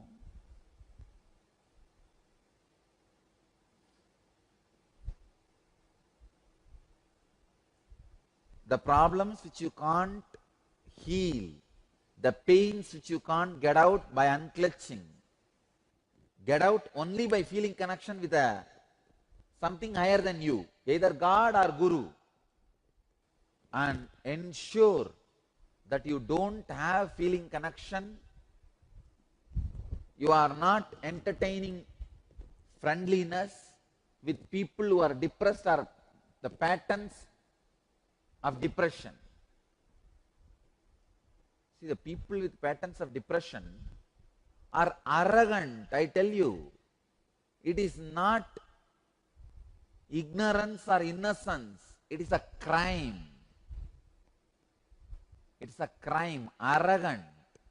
Because they are arrogant, they will naturally infiltrate you, even if you spend little time with them. I always warn, There's a beautiful teaching from Sri Ramakrishna. I always warn the disciples, warn the followers. If your spouse is in depression, don't try to get her out by yourself. If your friend is in depression, don't try to get him out by yourself. He will only put the depression mental setup in you. Help them to feel connected to something which is higher than them, to God or Guru. Stop with that. You don't meddle with it. Even people who are living in their houses, in their places, have started building a strong feeling connection and started raising themselves to the level much more than a disciple, the devotee, disciple and all. It is just your ability to feel connect and experience these truths and radiate it in your life. That's it. Nothing else.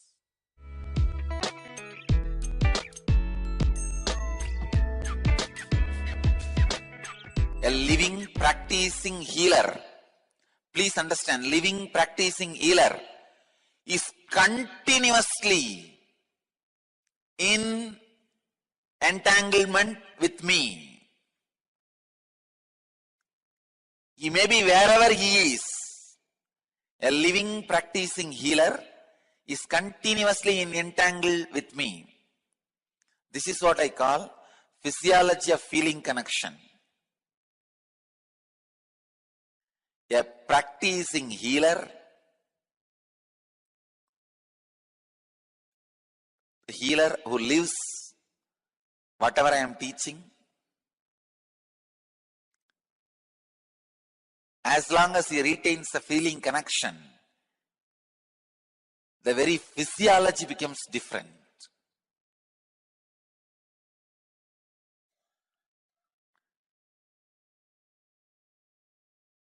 Entanglement means two persons falling in tune with same thought. Entrainment means two persons falling in tune with the same idea.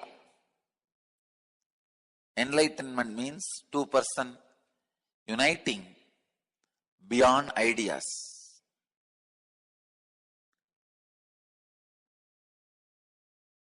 When you unclutch,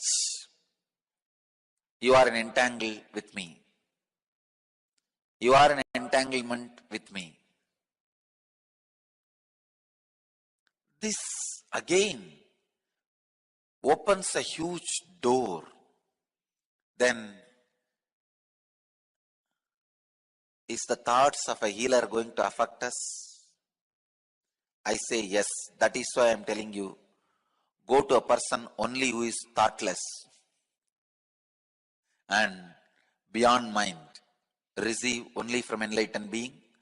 And all my healers, during the moment of healing, because they are entangled with me, they represent me, and it is equivalent to you receiving healing directly from me.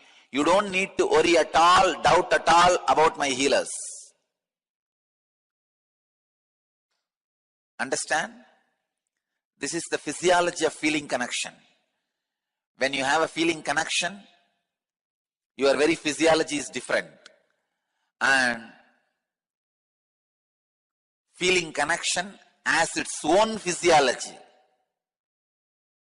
When you have feeling connection, your physiology is different. Feeling connection itself has its own physiology. It's the most powerful way. Entangling yourself with an enlightened being is the most easiest and powerful way to raise yourself to the higher level and get enlightened. I can give you a simple technique to have entanglement with me. Just morning, sit in the satsang, that's all.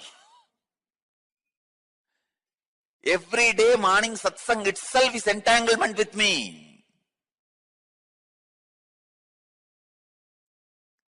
Understand?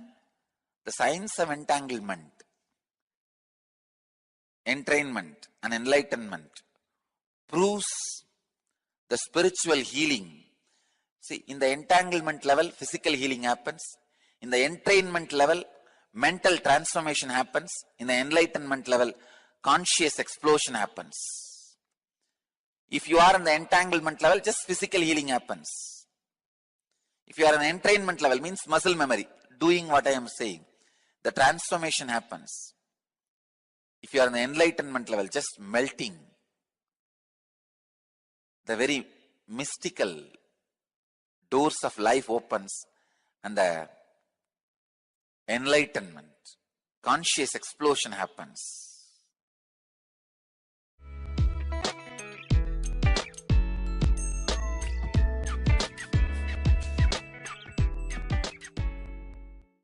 In the morning satsang, the more important thing is feeling connection. When you sit and listen, you see, when you sit and listen, so many things will be clear to you that beyond my words, something else is happening. Something else is being done. So please understand that something else is satsang. Satsang is not pravachan. In Sanskrit we have two words. Pravachana is discourse. Satsang is sitting with the truth. Every morning I am asking you to sit in satsang, to sit with me with a deep feeling connection, not just to listen to the words. The words are immaterial. Whether you listen or not is not a problem at all. Satsang is the main thing. Sitting with the truth is the main thing.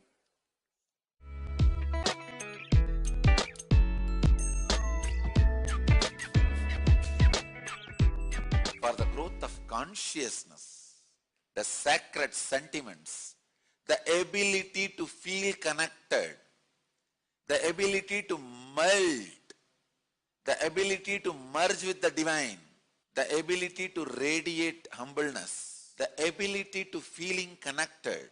When that misses, even the meditation and the extraordinary powers and experiences you receive only makes you more egoistic. It only makes you more egocentric, more arrogant, more abusive. The power of feeling connection, the devotion, understand, feeling connection is the ultimate technique. You don't need any other solution, method to get out of any problem. Problems of planets, disease, negativity, black magic, anything.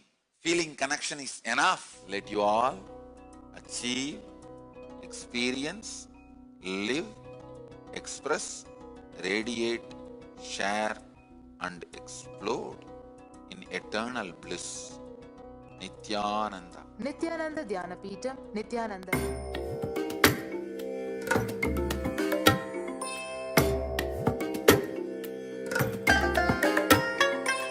I bless you all. Let you all open all your three eyes and manifest the powers of Mahasadashiva. Om Nityananda Paramashivoham.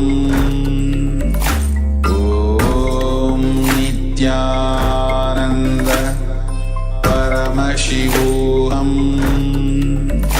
Om Nityananda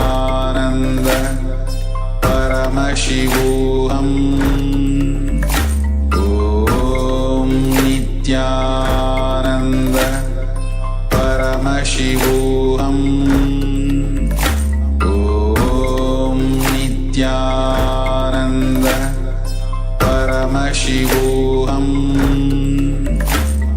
Om Nityananda Paramashivoham.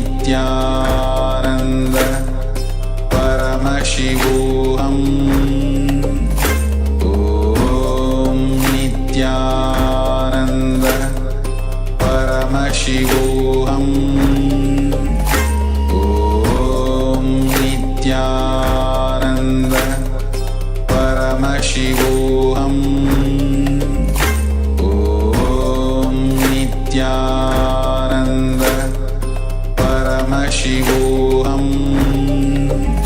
Om Nityananda Paramashivoham Om Nityananda Paramashivoham. Experiencing oneness with the Guru is the most powerful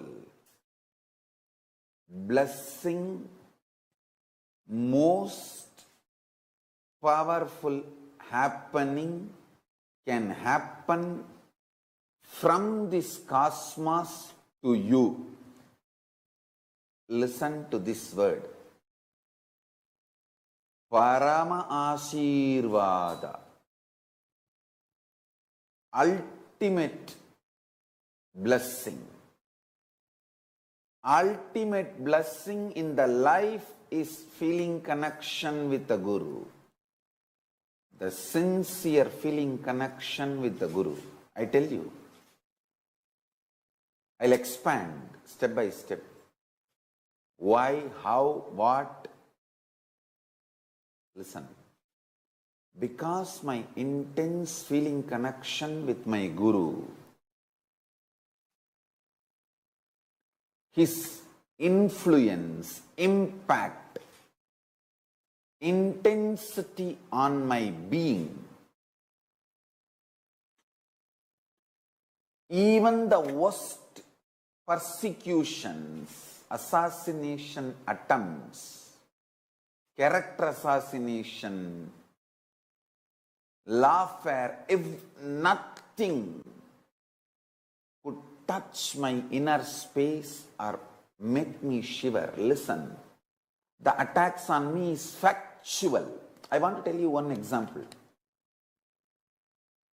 This Dravish gang, the anti-Hindu terrorists, and they are also racist terrorists. This gang, anti-Hindu terrorists, in India uses the Dravish as their mask. Listen carefully.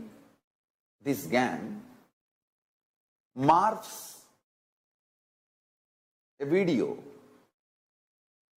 against me, abusing me, to do the character assassination, and they air this video in all their medias. Understand? If you watch the documentary yesterday I shared, you will understand how thoroughly they control the media in India. This Dravish gang thoroughly controls the media in India. And they air this in the mainstream media cult, using the mainstream media cult. Actually, in India, the Dravish gang has a complete control over mainstream media cult and cinema and television, the entertainment industry cult. Through both the cults, they are airing, and funny thing, they file a false case of hurting Hindu sentiments on me. Funny thing, see, if they air this kind of a content about a supreme pontiff, religious leader in other religions, those religious people or that religious leader should file the case for hurting the religious sentiments on the people who spread this morphed video and lies. But this Dravish gang, before I could go for the legal remedy, before I could file or my disciples could file for hurting Hindus' religious sentiments by spreading all the morphed, abusive, false content, they filed hurting religious sentiment case on me, so that we are constantly on defense and we can't take the offense. And The Dravish gang and their ecosystem has a complete control over the whole India's media, police, and everything. That word everything means everything. I don't want to specifically say everything. Because they have a complete control over the whole ecosystem. They air the content, abusing me, hurting the Hindu sentiments and hurting the sentiments of my disciples, devotees, everyone. And they file false case on me first. Spreading the false content on me and spreading intense hatred. And filing a false case on me for saying that I hurt the sentiments of Hindus.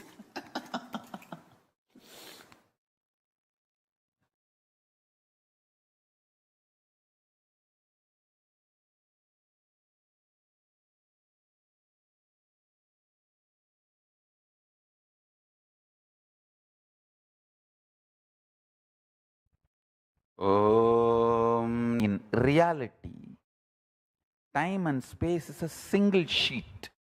One edge is called time, another edge is called space. There is no watertight compartment or clear fourth wall built between these two. As I said, for some people,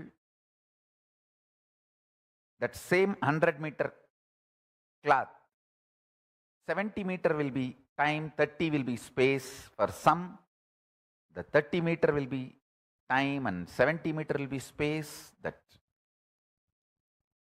the time, space, both are same sheet. Imagine. I can even use the word sheath. Avarana. S-H-E-A-T-H. Sheath is also apt word.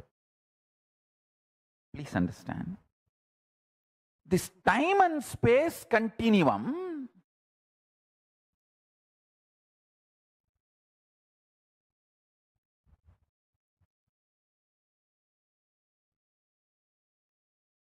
if you master this time and space continuum, which is simple, it is not complicated, I tell you. Many things which is too simple, we want to be just complicating it.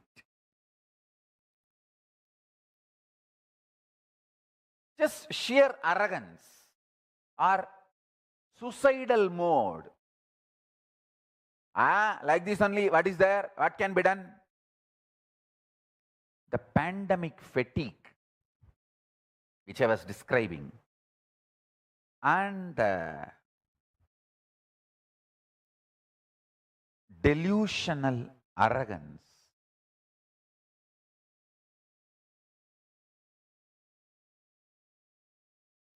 I tell you, tiredness starts your destruction. The idea of tiredness, when you start associating yourself with it and you feel you should be treated very cutely when you declare your tiredness, that is when the destruction starts in the life. Tiredness is your sickness. You need to be handled ferociously when you try to declare tiredness. If not, it will become depression. Tiredness plus cute teddy bear cuddly feeling with tiredness is depression. When you are tired, don't try to hug the teddy bear, cuddle teddy bear. Don't expect people to treat you with a cuddly teddy bear behavior. When people treat you cutely like teddy bear, when you are tired, be very clear. You are going to be destroyed in depression, and Those people who are treating you cutely are responsible for your depression. When you declare your tiredness, you need Kala Bhairava to deal you, ferociously wake you up.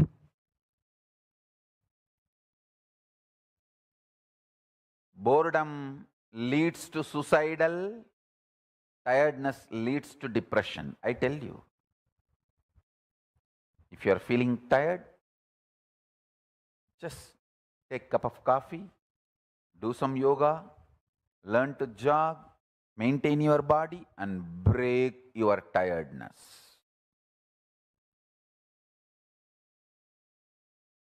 Tiredness evolves as chronic fatigue and depression in your system. Tiredness evolves as chronic fatigue and depression in your system. That is why I insist on everyday yoga.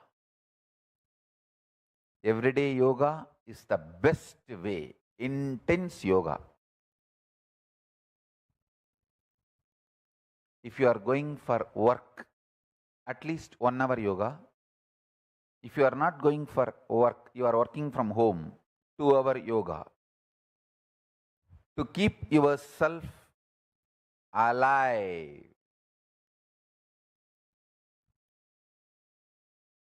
Yoga is like a neem juice. Once you start enjoying it, it'll be a wonderful thing. Because see, person who enjoys only through the tongue is rogi, sick. Person who enjoys using the whole intestine is yogi. Listen, anything which does good to your intestine, whole system, if you start enjoying it, you are yogi. Like hunger, langanam, fasting. You can see the whole intestine burning,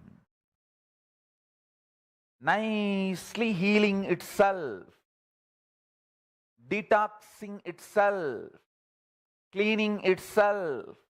If you start enjoying that, you are yogi.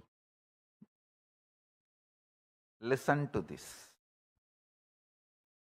If you enjoy only through the tongue, you are rogi.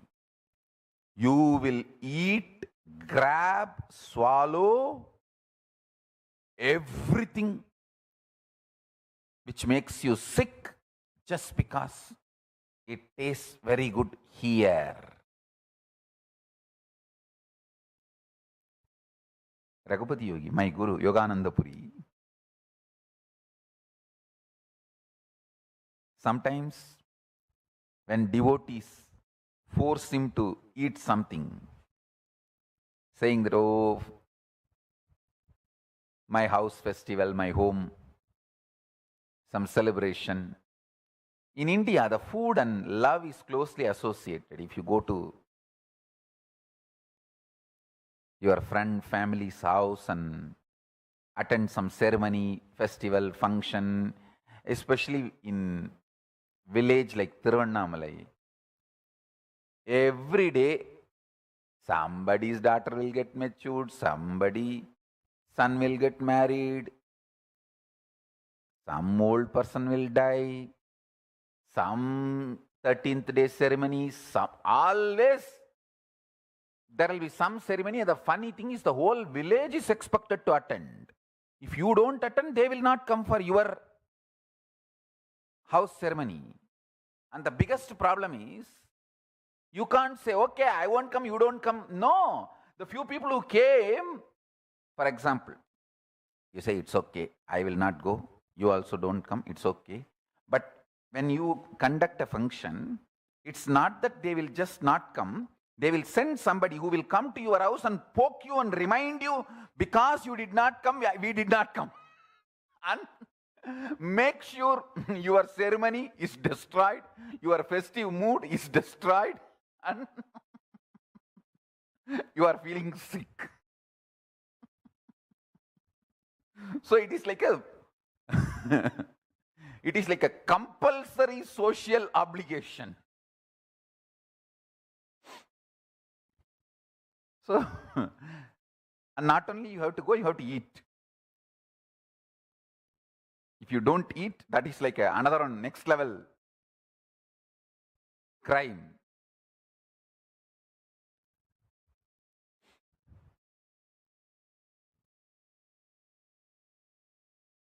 So when Raghupati Yogi, my guru, is forced to eat something like this in this kind of a social functions and ceremonies, immediately after eating he will come to the house and drink salt water, make sure he vomits the whole thing, only then he will rest. It's one of the Ayurvedic Kriya, Yogic Kriya, drinking salt water and vomiting.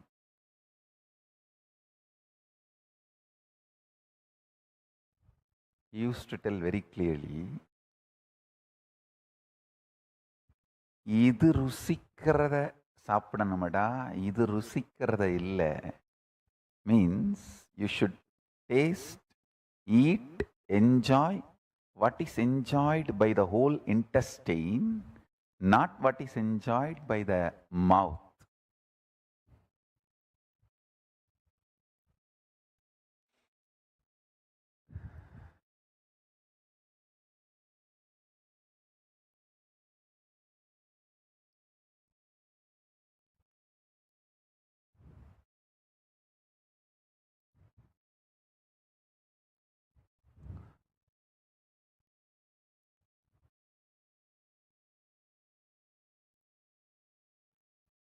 Listen, I'll give you just few understandings.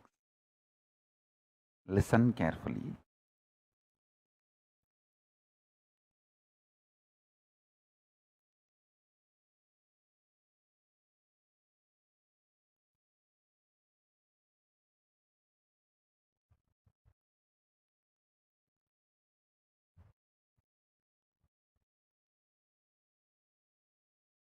Enjoy through the tongue which your whole intestine enjoys. You will be yogi. Don't force your whole intestine to tolerate what your tongue enjoys. Then you will be just rogi, sick.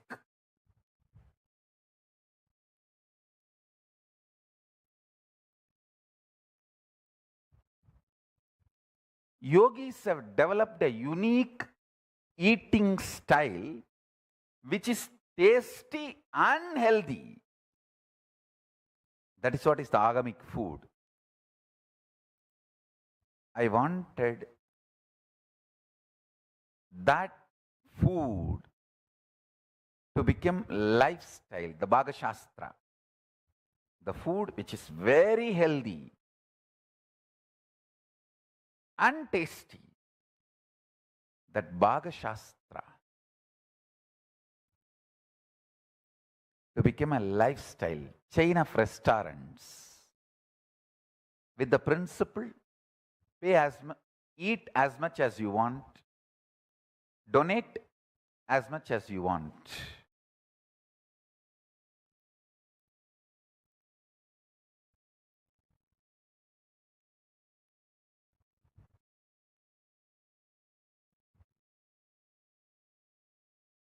Chidabhasa.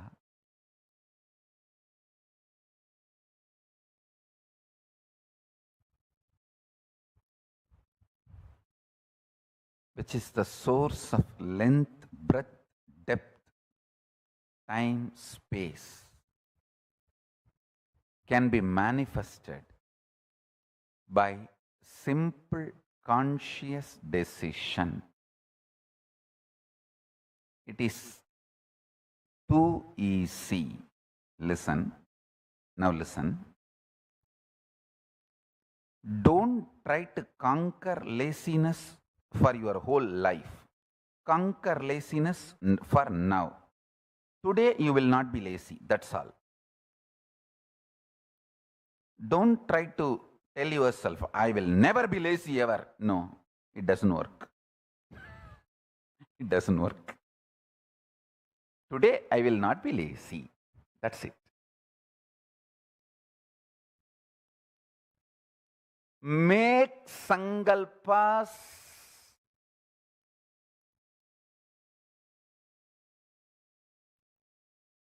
only to the time space available to you immediately.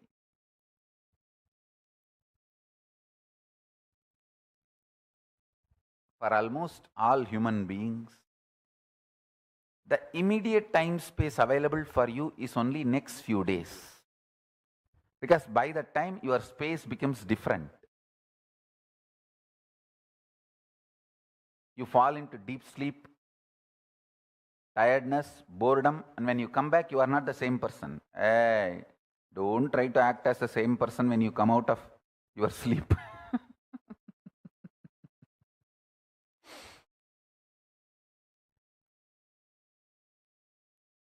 Immediately, what is available to you?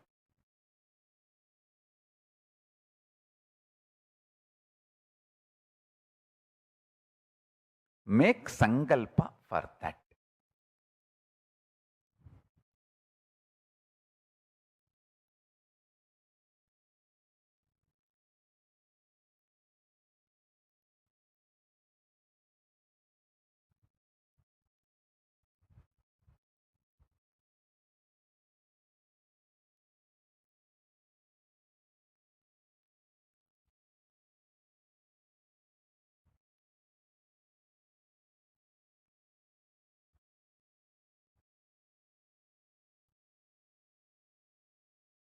I'll give you few techniques and understandings about this time-space continuum. See, the time-space continuum word, only I am trying to explain by using the original Sanskrit word Chidabhasa. The Chidabhasa only I am trying to translate with the English word time-space continuum. Some of the understandings related to time-space continuum and techniques I will reveal. Understanding is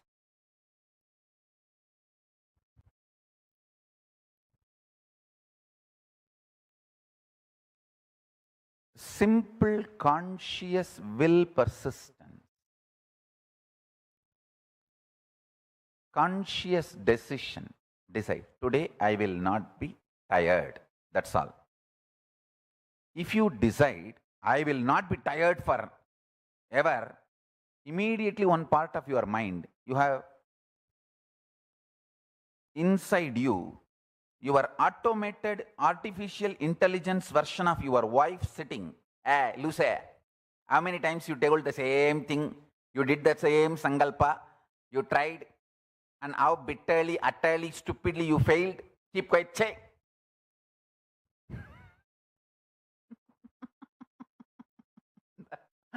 Automatic intelligence version of your husband, your wife is sitting inside you. There.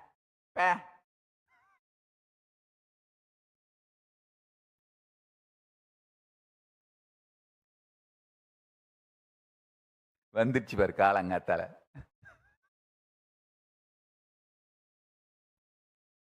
Understand? Your self-doubt, self-hatred, self-denial. Please listen. Your greed to achieve in the land which is not in your control strengthens your self-doubt, self-denial, self-hatred. Your self-doubt, self-denial, self-hatred, SDHD gets strengthened if you try to declare supremacy over something which is not there in your hand. You have only next few days in your hand. Declare your supremacy over that few days. you will win the game of life always. But you are trying to declare supremacy over few months, few years, which is not there in your hand, or which is not your territory, which is not your known boundary. Even you do not know how that few years is going to look in your life, which is beyond your boundary.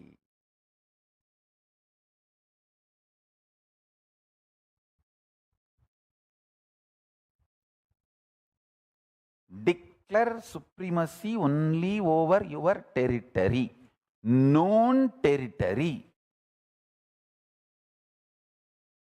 Whenever you try to declare supremacy over your unknown territory, your self-doubt, self-hatred, self-denial gets strengthened and it spits on your face. Loose. Tena kalangatal enchoni idhe illam. Vamba pochu. படு நாளைக்கு பேசிக்கலாம்.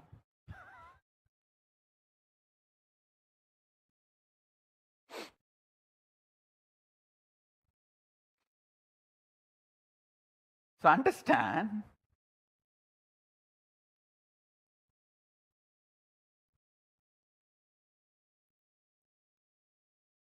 declare supremacy over the time space available to you.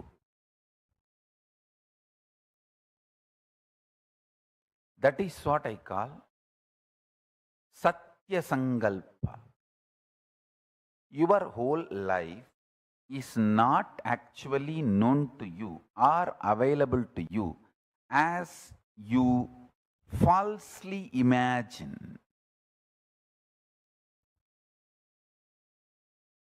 Listen, if you are in certain space, mood is the fragrance of the space.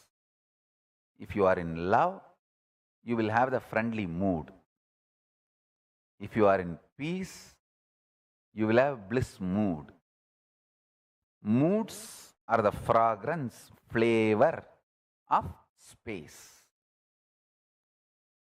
Your ability to retain your space is only the time available to you as your life.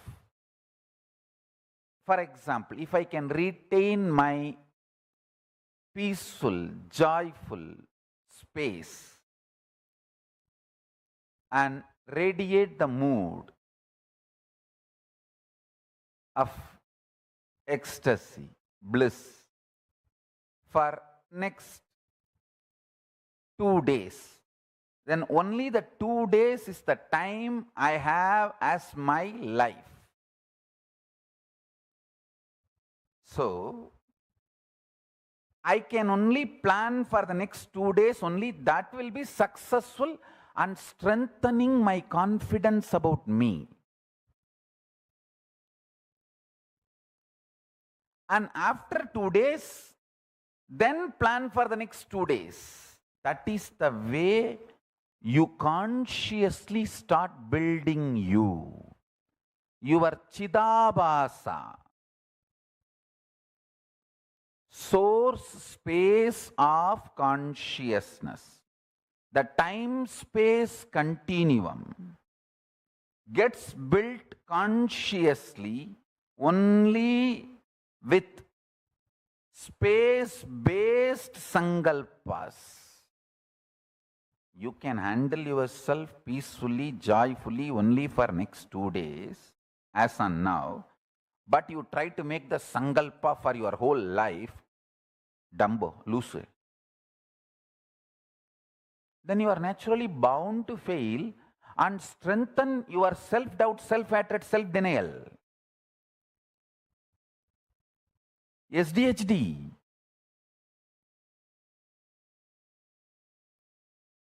So make sankalpa only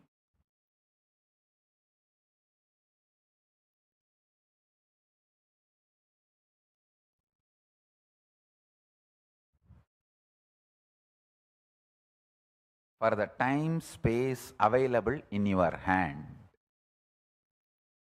in your life. That is first. Listen, this is first. Second,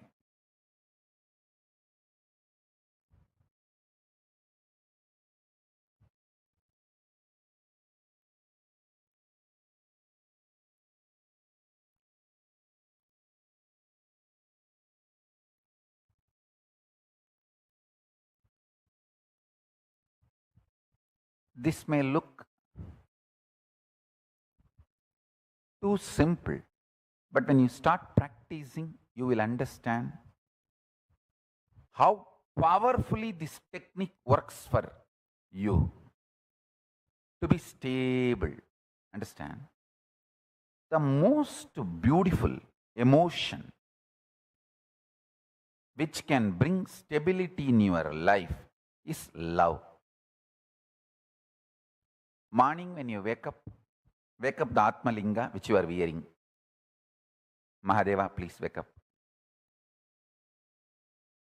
Morning when you take bath, Swamiji, please take bath. Pour few drop water on that linga. Always wear it. That is the best way. Pour water on your body and pour water on the linga. Swamiji, please take bath. When you eat, whatever you eat, Swamiji, please eat. When you brush, you don't need a separate brush. Nothing is wrong. I am telling you, I am your guru. To whoever I gave the Atma Linga,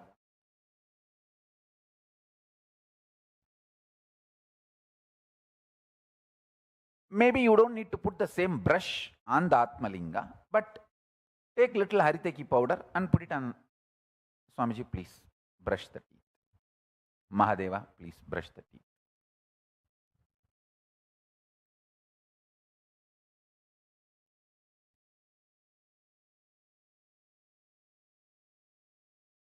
Too simple. And when you are falling asleep, tell him, Mahadeva, please sleep.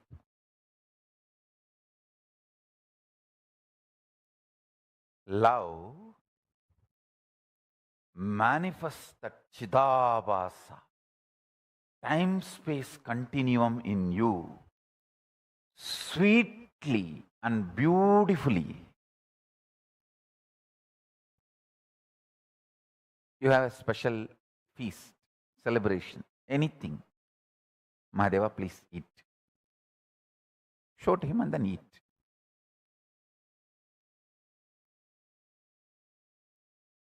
Start this. It is too simple. Time-space continuum.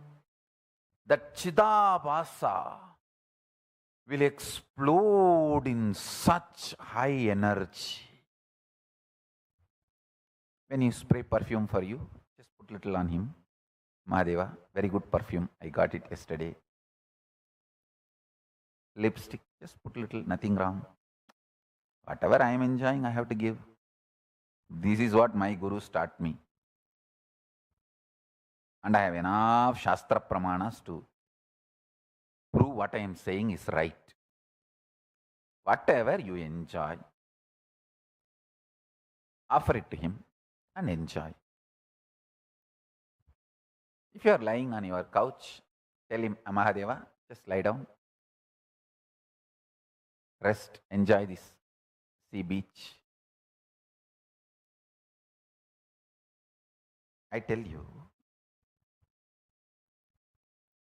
he is neither outside you nor beyond your reach. He is the source of you. When you generate a love, sweet relationship that makes your time-space continuum huge.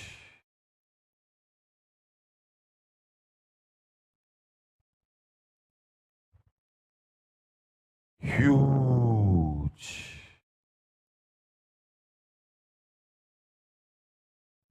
Even if you don't feel like wearing your Atma Linga, even the Rudraksha is actually Rudraksha Linga. Many times, the Shastras allow You can keep Rudraksha as the Rudraksha Linga and do Shiva Puja to that Rudraksha Linga itself. Agamas allow it. So you can keep your the Rudraksha, Kantamala itself as Atmalinga. If you don't have Atmalinga or don't want to wear the Atmalinga, you can treat Kantamala itself as Atmalinga and tell, hey, Mahadeva, please eat. Mahadeva, please take bath. Mahadeva, have shampoo. Mahadeva, have perfume. Understand this continuous love continuum will make your Chidabhasa powerful. Your Chidakasha will become strong. And the time-space continuum will expand. I tell you, this attitude, this will start building everything. People who lived around me can remember very clearly. Even if some book is printed, invitation printed in our Kailasa, in our Sangha, and first copy is brought to me, first I'll take it and put it on Atmalinga. I always have Atmalinga on my body. Whenever, if I am not wearing it, it is there in the Ananda Gandha. I'll put it on Atmalinga and say, Paramashiva, please have it. I tell you, that will bring such extreme sweet relationship. And you just see, even if you start understanding He is watching over, He is continuously seeing you, that is enough to make you fall in love and explode in love. I have seen people, the moment they know I am seeing them, they just go crazy with love.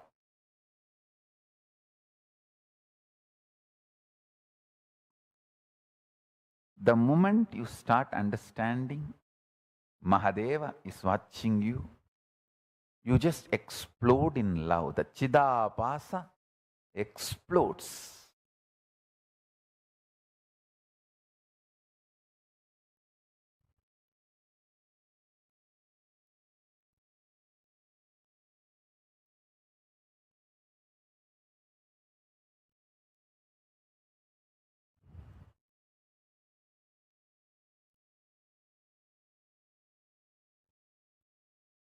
Vyutpatti of the word Chidabhasa means the explanation of the word Chidabhasa, Chita Abhasaha Pradivimbaha, reflection, and the source of Chit, consciousness. Buddhavatma Pradivimbe Jivaha Jive. The source and reflection of consciousness, Chit, in the Buddhi, in your being, self. Buddhi vritti Chidabhasau idi Vedanta Karika. This word Chidabhasa is used in Vedanta Karika as Buddhi vritti Chidabhasau.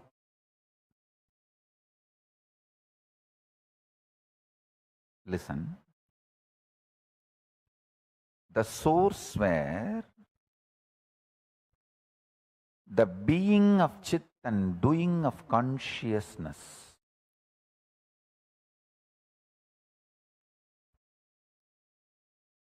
is felt, manifests, Chidabhasa. First few days only it will be like a monologue. You are talking to Paramashiva. Just after a few days you will see that he is responding in your inner space. You just know he accepted your food. You just know He's happy with the cold shower you gave. You just know he's happy with the perfume you gave. The love starts becoming complete circle.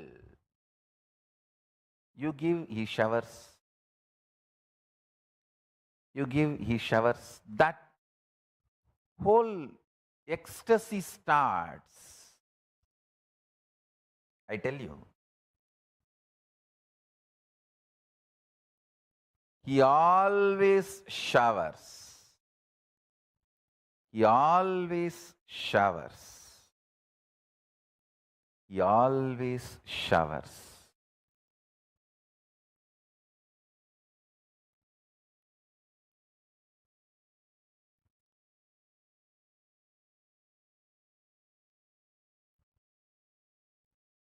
He only makes sure you don't start using Mahadeva's love as your crutch. You should not use his love as crutch, your crutches. You should not become handicapped because he showers on you. That's the only thing he makes sure. Because he wants to make you fly through his love. He doesn't want you to become sick and start using him as your crutches. No.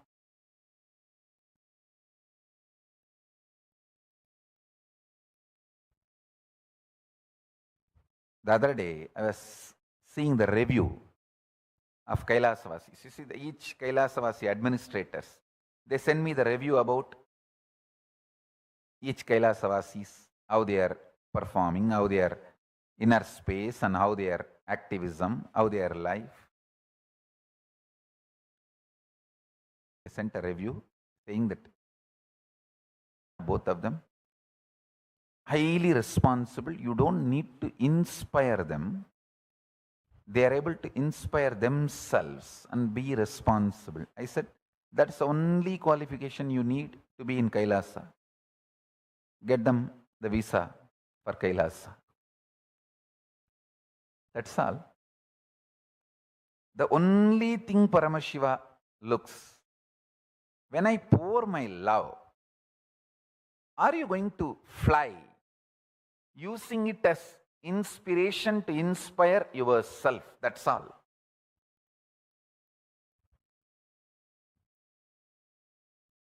That's the only thing. Nothing else. Uttared atmanatmanam atmanam avasadayet. See, ability to inspire yourself without the external inspiration means you found the source of your love inside, internally. Chidabhasa of you has opened up. The Chidabhasa in you is Paramashiva.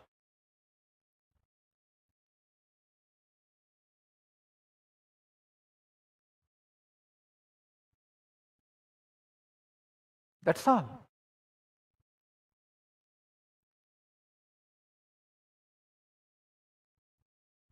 Listen to this few understandings.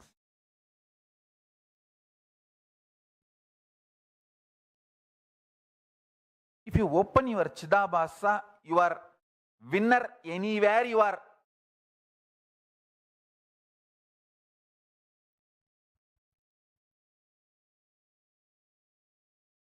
See, how much time and energy you spend grooming a puppy, pet.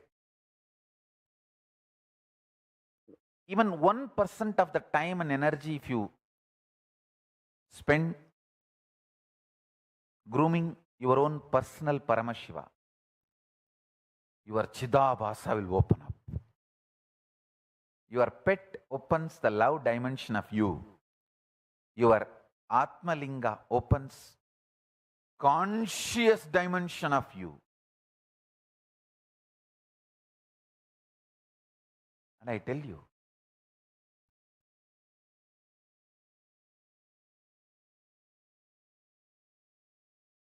For example, now I am seeing all of you. If I just tell few people and your name and say, wow, you have done a beautiful makeup, dress up of my deity, I'm so happy, it's so nice. How you will jump, Swamiji called out my name. Just knowing that I am seeing you, you go to ecstasy. Same way, Paramashiva will make you realize in few days he is seeing you. That will put you in such ecstasy, the ecstasy of Chidabhasa. Understand? The ecstasy of Chidabhasa.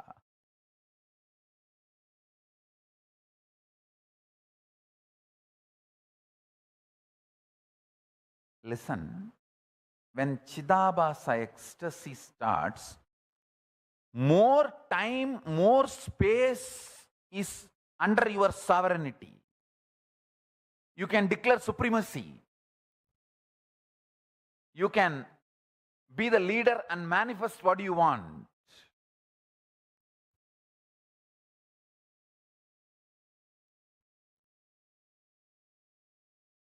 It is not even declaring supremacy, declaring oneness. In this ordinary world only, this supremacy, all these things. In the supreme world, it is oneness. There is no separate supremacy.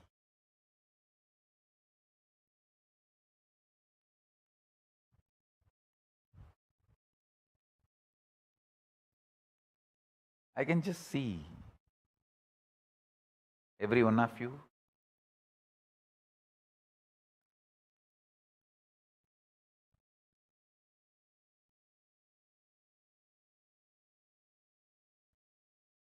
I know everyone is waiting. Is Swamiji going to call out my name? Is Swamiji going to call out my name? I can call out everyone's name.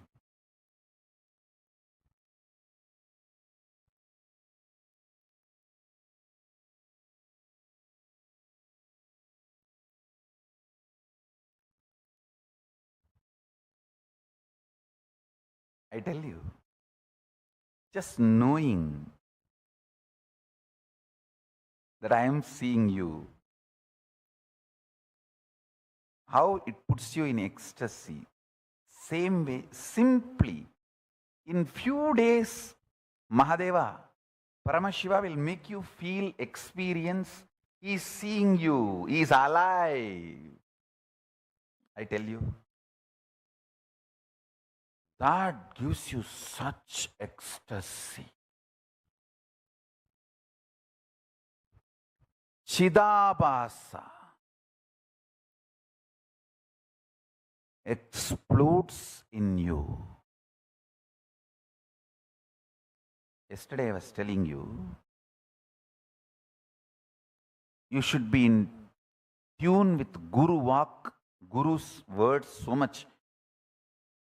Guru should start obeying you. That is the absolute fulfillment of the relationship.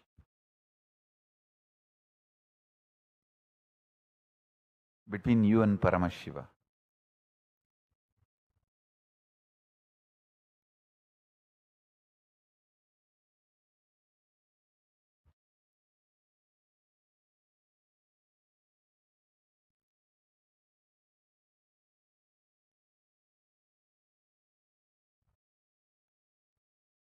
My Guru's statement, when her Guru, my Guru's Guru, Paramaguru,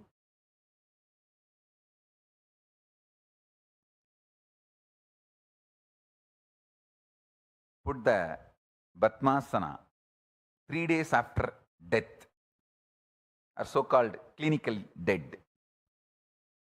That time my Guru made the statement, வாழும்பொழுது அவர் சொன்னது எல்லாத்தையும் நான் செஞ்சிருக்கேன்ப்பா, அதனால தான் செத்த பிறகும் நான் சொன்னது அவர் செய்கிறாருப்பா. What a Guru-disciple relationship.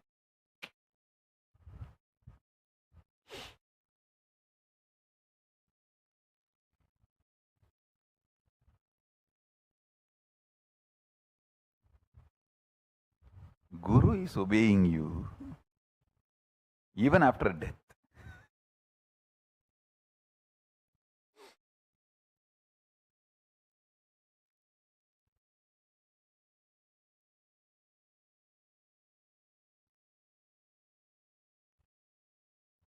What I am saying about Isaki Swami, it is not something happened secretly. It happened in open space.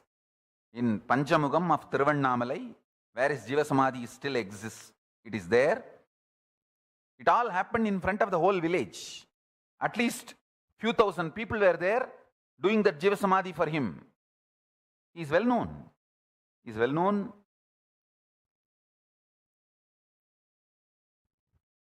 In front of all of them, this happened. My Guru prayed to him, saying that பத்மாசனம் போடாமல் விட்டோம், சாமி போட்டுக்கணும், ஜீவ சமாதியில் வைக்கணும். Simply the body locked itself, legs locked itself in Jiva Samadhi.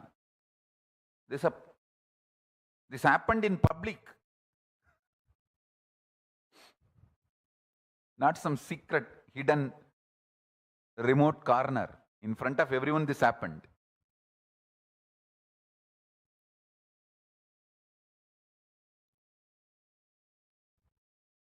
Listen to some more techniques. Start enjoying through your two eyes what is enjoyed by your third eye. See, there are some things even in the dream you do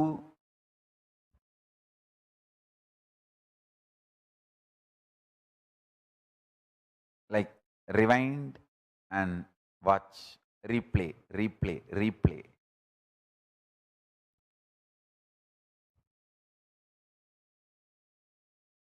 Whatever you replay and enjoy even in your dream, it may be related to anything. Religion, spirituality, devotion, or even your sensual pleasures. Anything you replay and enjoy in your dream is cherished by your third eye. Those things, if you enjoy through your eyes will never be sick.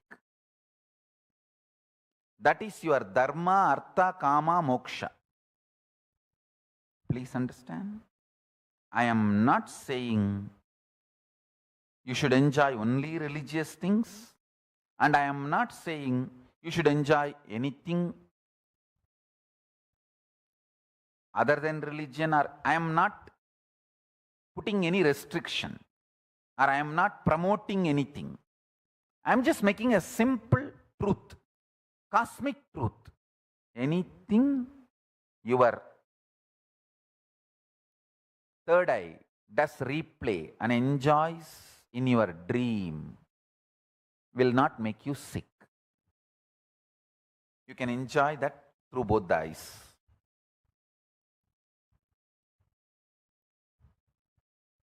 Anything your whole intestine enjoys, enjoy that through your tongue. It will not make you sick.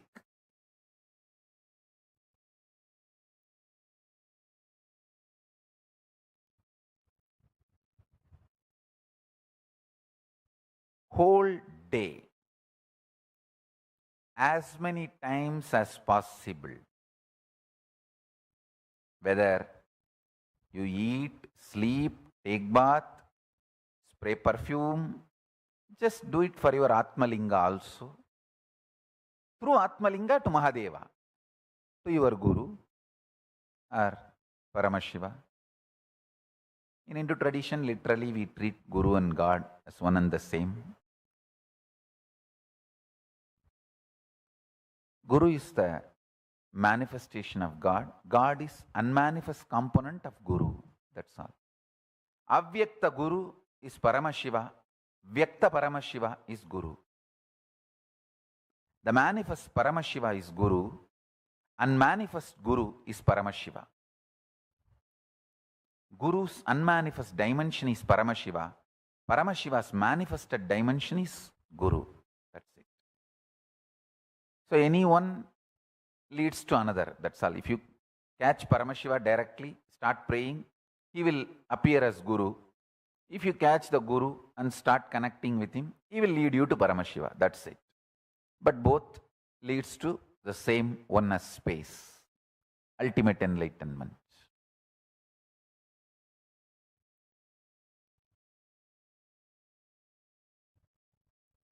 I'll initiate all of you.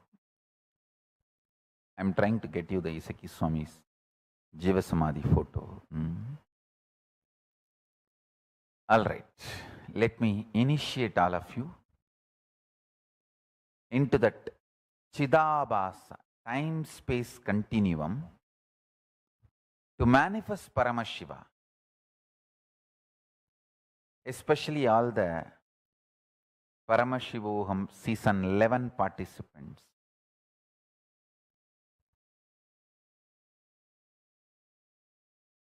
This is the Isaki Swamigal's Jiva Samadhi. I'm showing you the photograph. Yes. This is Isaki Swami's Jiva Samadhi. Next. So, let me start the initiation.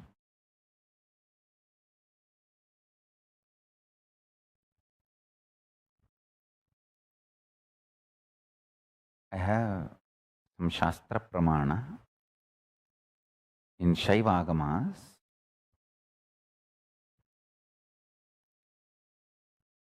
Which speaks about the continuum, while Paramashiva, from the Nirvikalpa state, Akshupta Bindu, manifests himself into the whole universe. He manifests as 36 tattvas.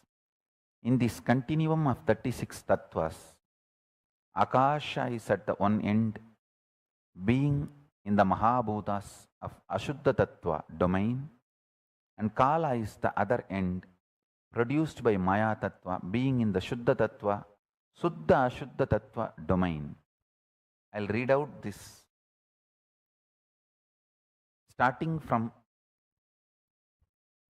Akshubda Bindu, Nirvikalpa state, Shiva Tattva, Shakti Tattva, Sadashiva Tattva, Ishvara Tattva, Suddha Vidya Tattva, Maya Tattva, Kala Tattva, Niyati Tattva, Kala Kala Tattva, Vidya Tattva, Raga Tattva, Purusha Tattva, Prakriti Tattva, Buddhi Tattva, Manas Tattva, Ahamkara Tattva, Pancha Jnanendriyas, Pancha Karmendriyas, Pancha Tanmatras, Pancha Mahabhutas.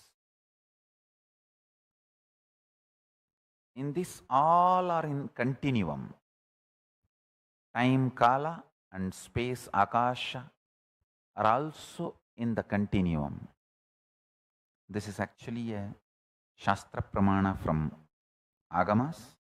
I'll give the detail with the original verses in gist. You can enjoy them. Now I'll initiate all of you. Just sit. Chant only one thing, Sheva, Sheva, Sheva. Let us break this pandemic fatigue, delusional arrogance,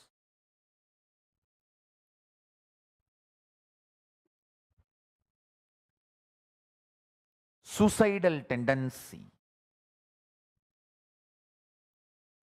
and manifest Paramashiva. See, when you say Paramashivoham also, you have a self-doubt. Am I really Paramashiva? When you say Paramashivaya Namaha, also you say, oh, then Shiva and me are separate, Dvaita. You don't have to worry about both. Just say Shiva, only Shiva exists. There is no me to have either oneness relationship or duality relationship.